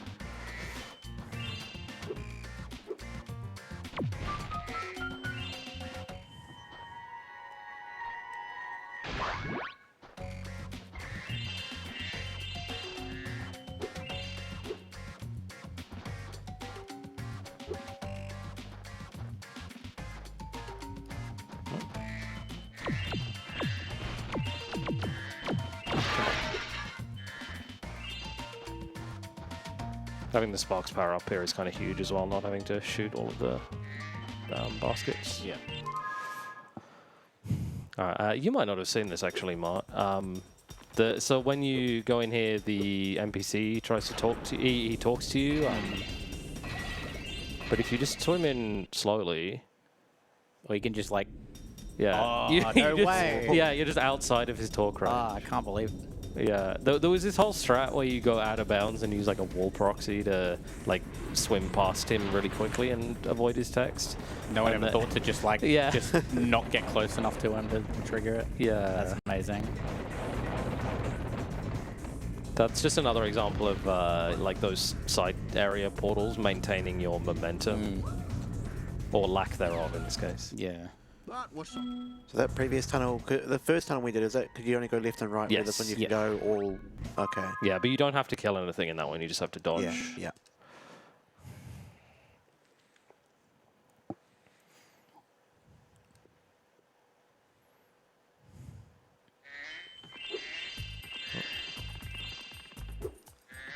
Pretty much just got, Speedway left and then Super Bonus round. Yep, gem count's correct, so I'm not missing anything.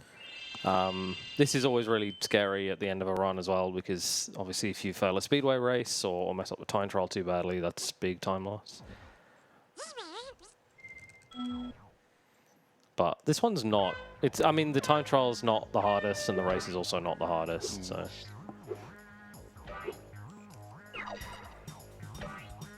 But this is probably our last good opportunity to for any reads if F6 has anything to say. I'm still looking at that total, and I still need another $70 to push us over the line. So get those donations in. We are running out of time for the Pokemon XD Gale of Darkness name incentives. So for the naming, Espeon, Winx is in the lead with 480.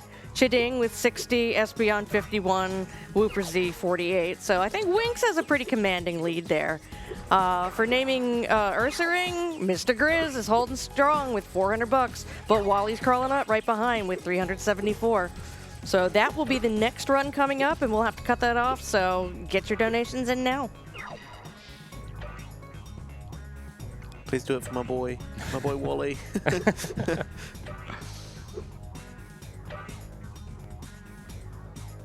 a pretty fun speedway race, this, actually. Yeah. There's another 117 runner, Elucid Arc, who's been going ham on like all the ILs in this, like yeah, like the race record and the time trial records and stuff. Yeah.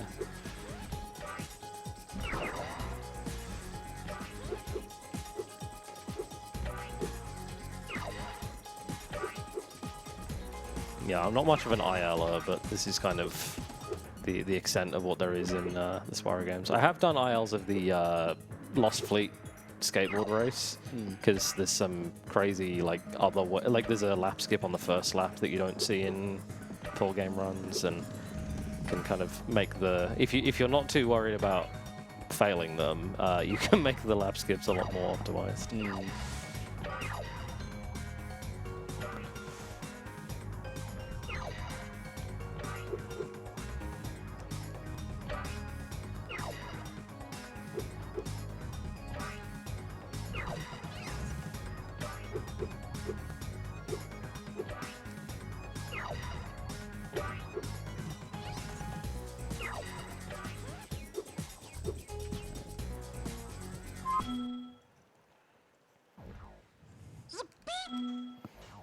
Alright, this time trial route I'll go for is kind of tight, especially at the beginning.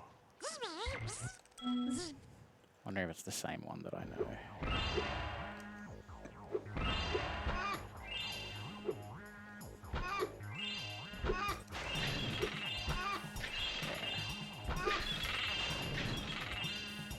Ooh, that's not good. Okay, I'm gonna have a seagull left over at the end. 2 seagulls. Yeah, no, sorry, the one that I would normally have, and then one more.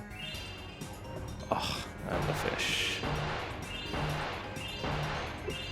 And 2 fish. Okay, that's kind of terrible. Alright, don't worry about it.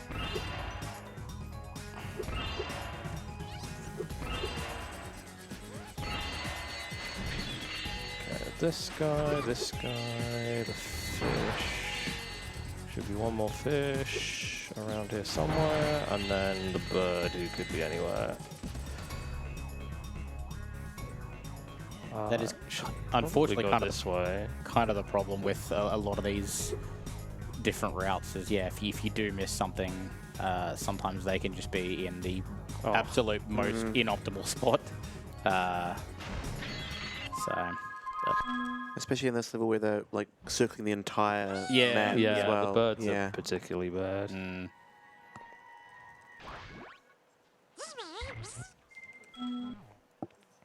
Alright, again going to Hunter through the race. This one's kind of easy, much easier than Country to avoid failing the race. You can even go through that ring and it'll still be fine. And then we get to stare at this for a little bit.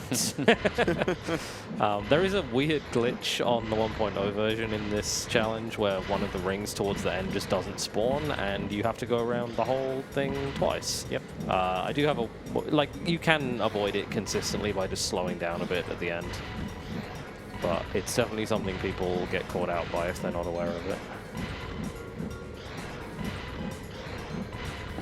We have $120 from Mega Slayer 321A. Hey. 1 cent for every gem under 27,000. 30 to Wally, the rest to Call of Duty. And that pushes us to $27,000. Hey.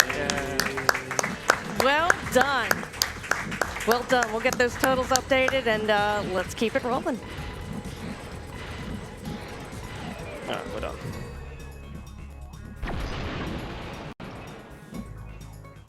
Yes!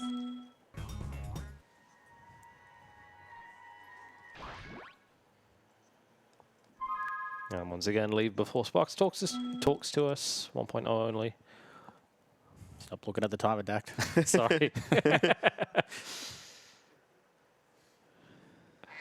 All right, one level left. This is the super bonus round. It's the level that you unlock for getting 100%. This is where the extra 17% comes from. There's a bunch of thieves and UFOs and stuff on a big cycle at the beginning here. I really want to try and get this. So. Yep.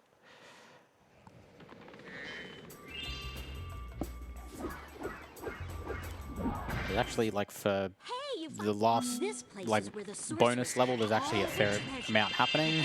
So yeah, manipulate that thief to turn around. You can flame it straight away. Thief will be there. Thief comes back.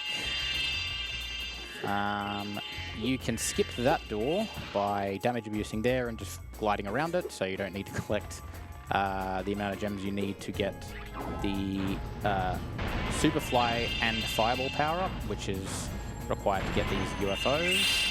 I missed a guy that I don't know why I missed. It's fine, I know how to find him again, but that's kind of strange. Yeah, the Fireballs do hone a bit, but yeah, they can be a bit finicky sometimes. So yeah, I would be done and just going to subs, but there was a guy that didn't get hit for some reason. He's around here. Can you tell I've missed him before?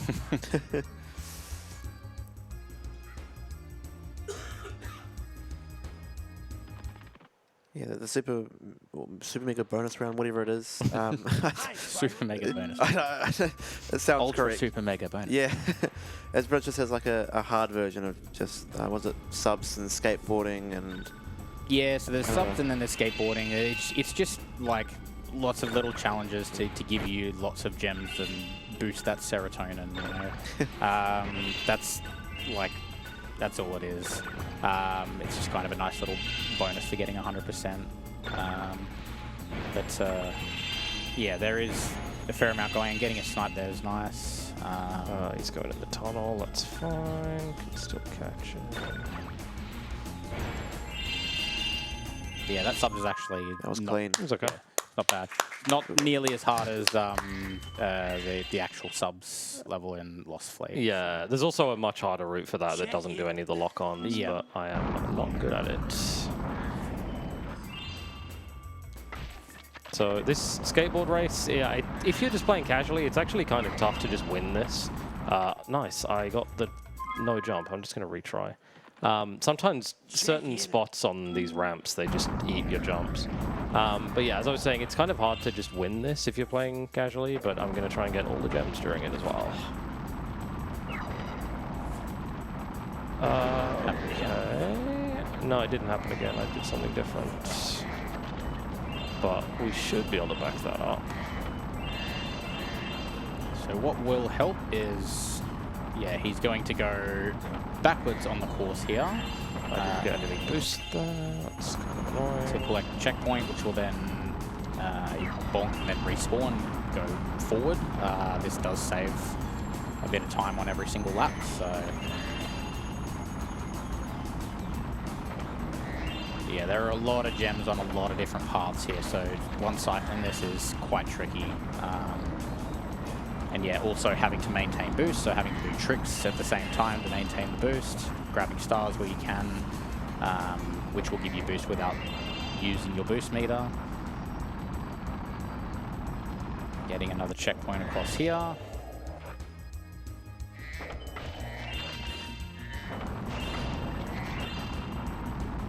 We have another $50 from Mr. Grizz. I like your can-do attitude, kid, but those Ursa Ring naming rights are mine. You getting those gems off? Yeah, I should have got them there. Yeah, okay. I thought I'd missed one on the bottom as well. Yeah, okay. Yeah, I'll get them after. Yeah.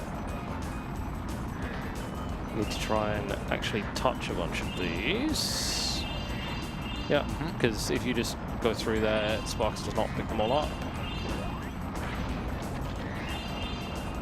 And then the finish line extends quite far out.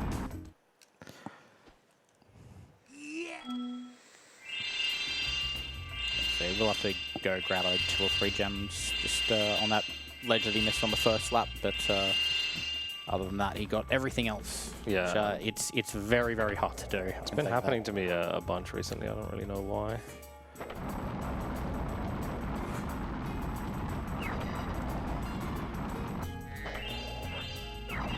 Should be everything. Yes.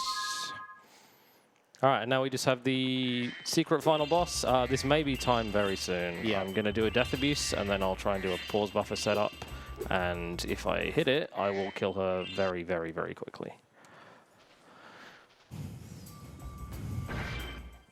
I don't know how she. Your best chance to defeat us. Intentional death to set up my position. Oh, wait, no, that's the bad frame. No, that wasn't the bad frame. Okay. Sorry. One more time.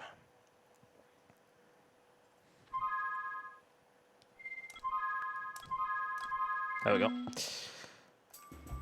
So I wanted him to focus for that because, yeah, there's time.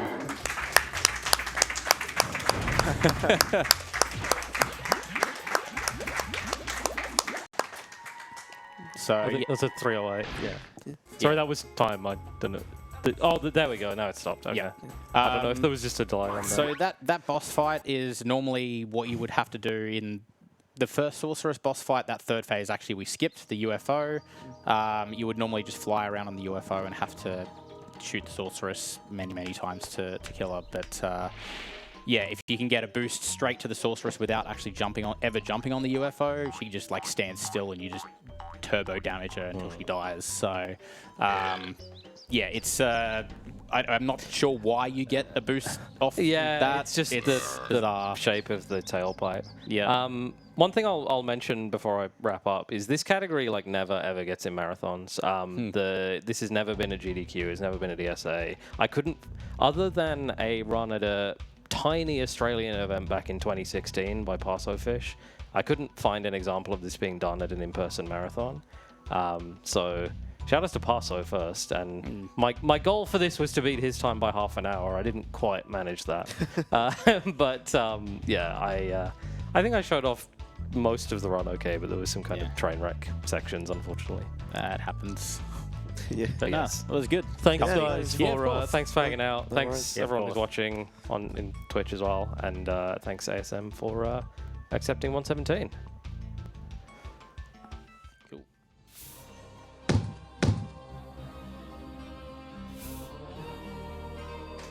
Alrighty, well done, Dact, on a very successful run. We are getting these donations in for this Ursa Ring incentive.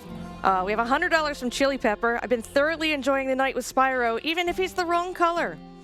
Good luck with the end of the run, Dact. Been a great watch. Wally name, please. All right, we're going back and forth on that, so now's the time, folks, to get him in.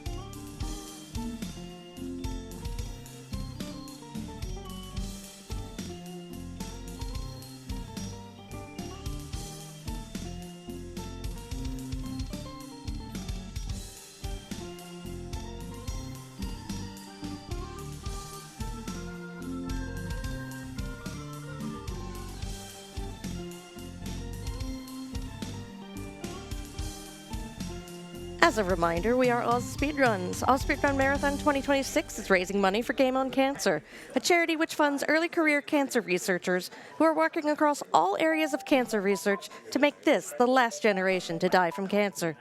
If you'd like to donate, you can go to donate.ausspeedruns.com. And it looks like we have $100 from Mr. Grizz. Bringing out the big guns, is it? This bear isn't folding yet.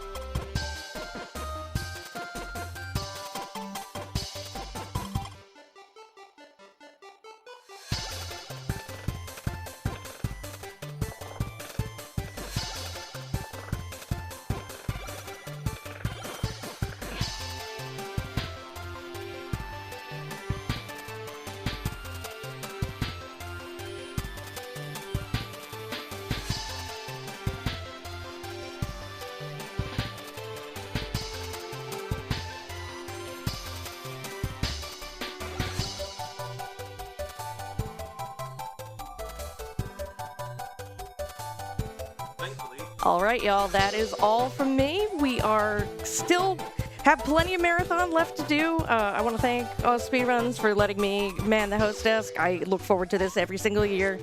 All right, let's keep those donations in. Let's push for 28.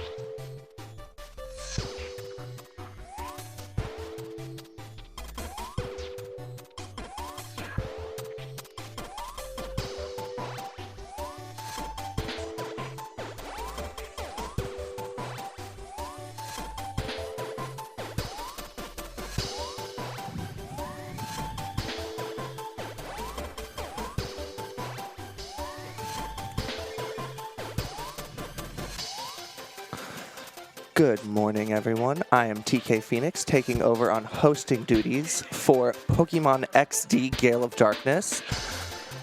Looks like Ursaring is going to be named Wally, and it looks... Oh, okay.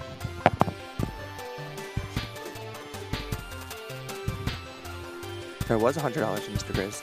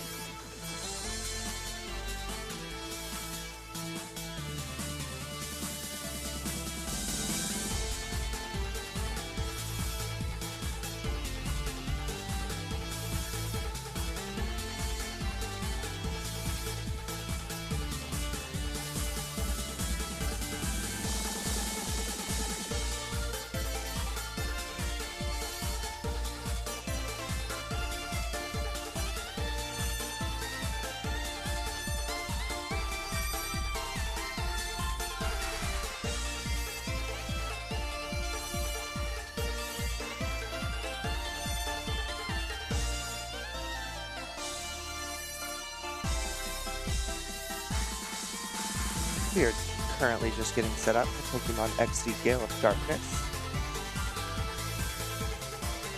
I would like to remind everyone why we are here at ASM 2026. We're here to raise money for Game on Cancer, a charity which funds early cancer researchers who are working across all areas of cancer research to make this the last generation to die from cancer.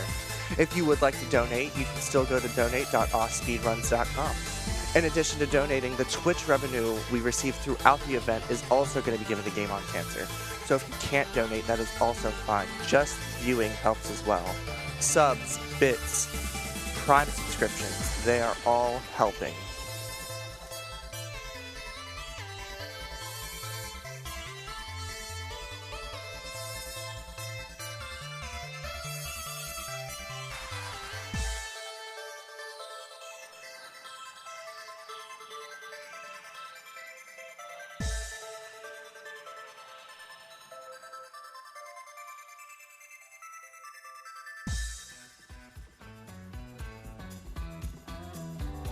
She's the queen of the sound, and she's here to stay in a disco daze. The neon lights dancing so bright, the beats got a rhythm that moves them inside. With a shimmer and spark in her eyes, shining so bright, she is the queen of the night. Queen running through the night, the beat is calling, feel the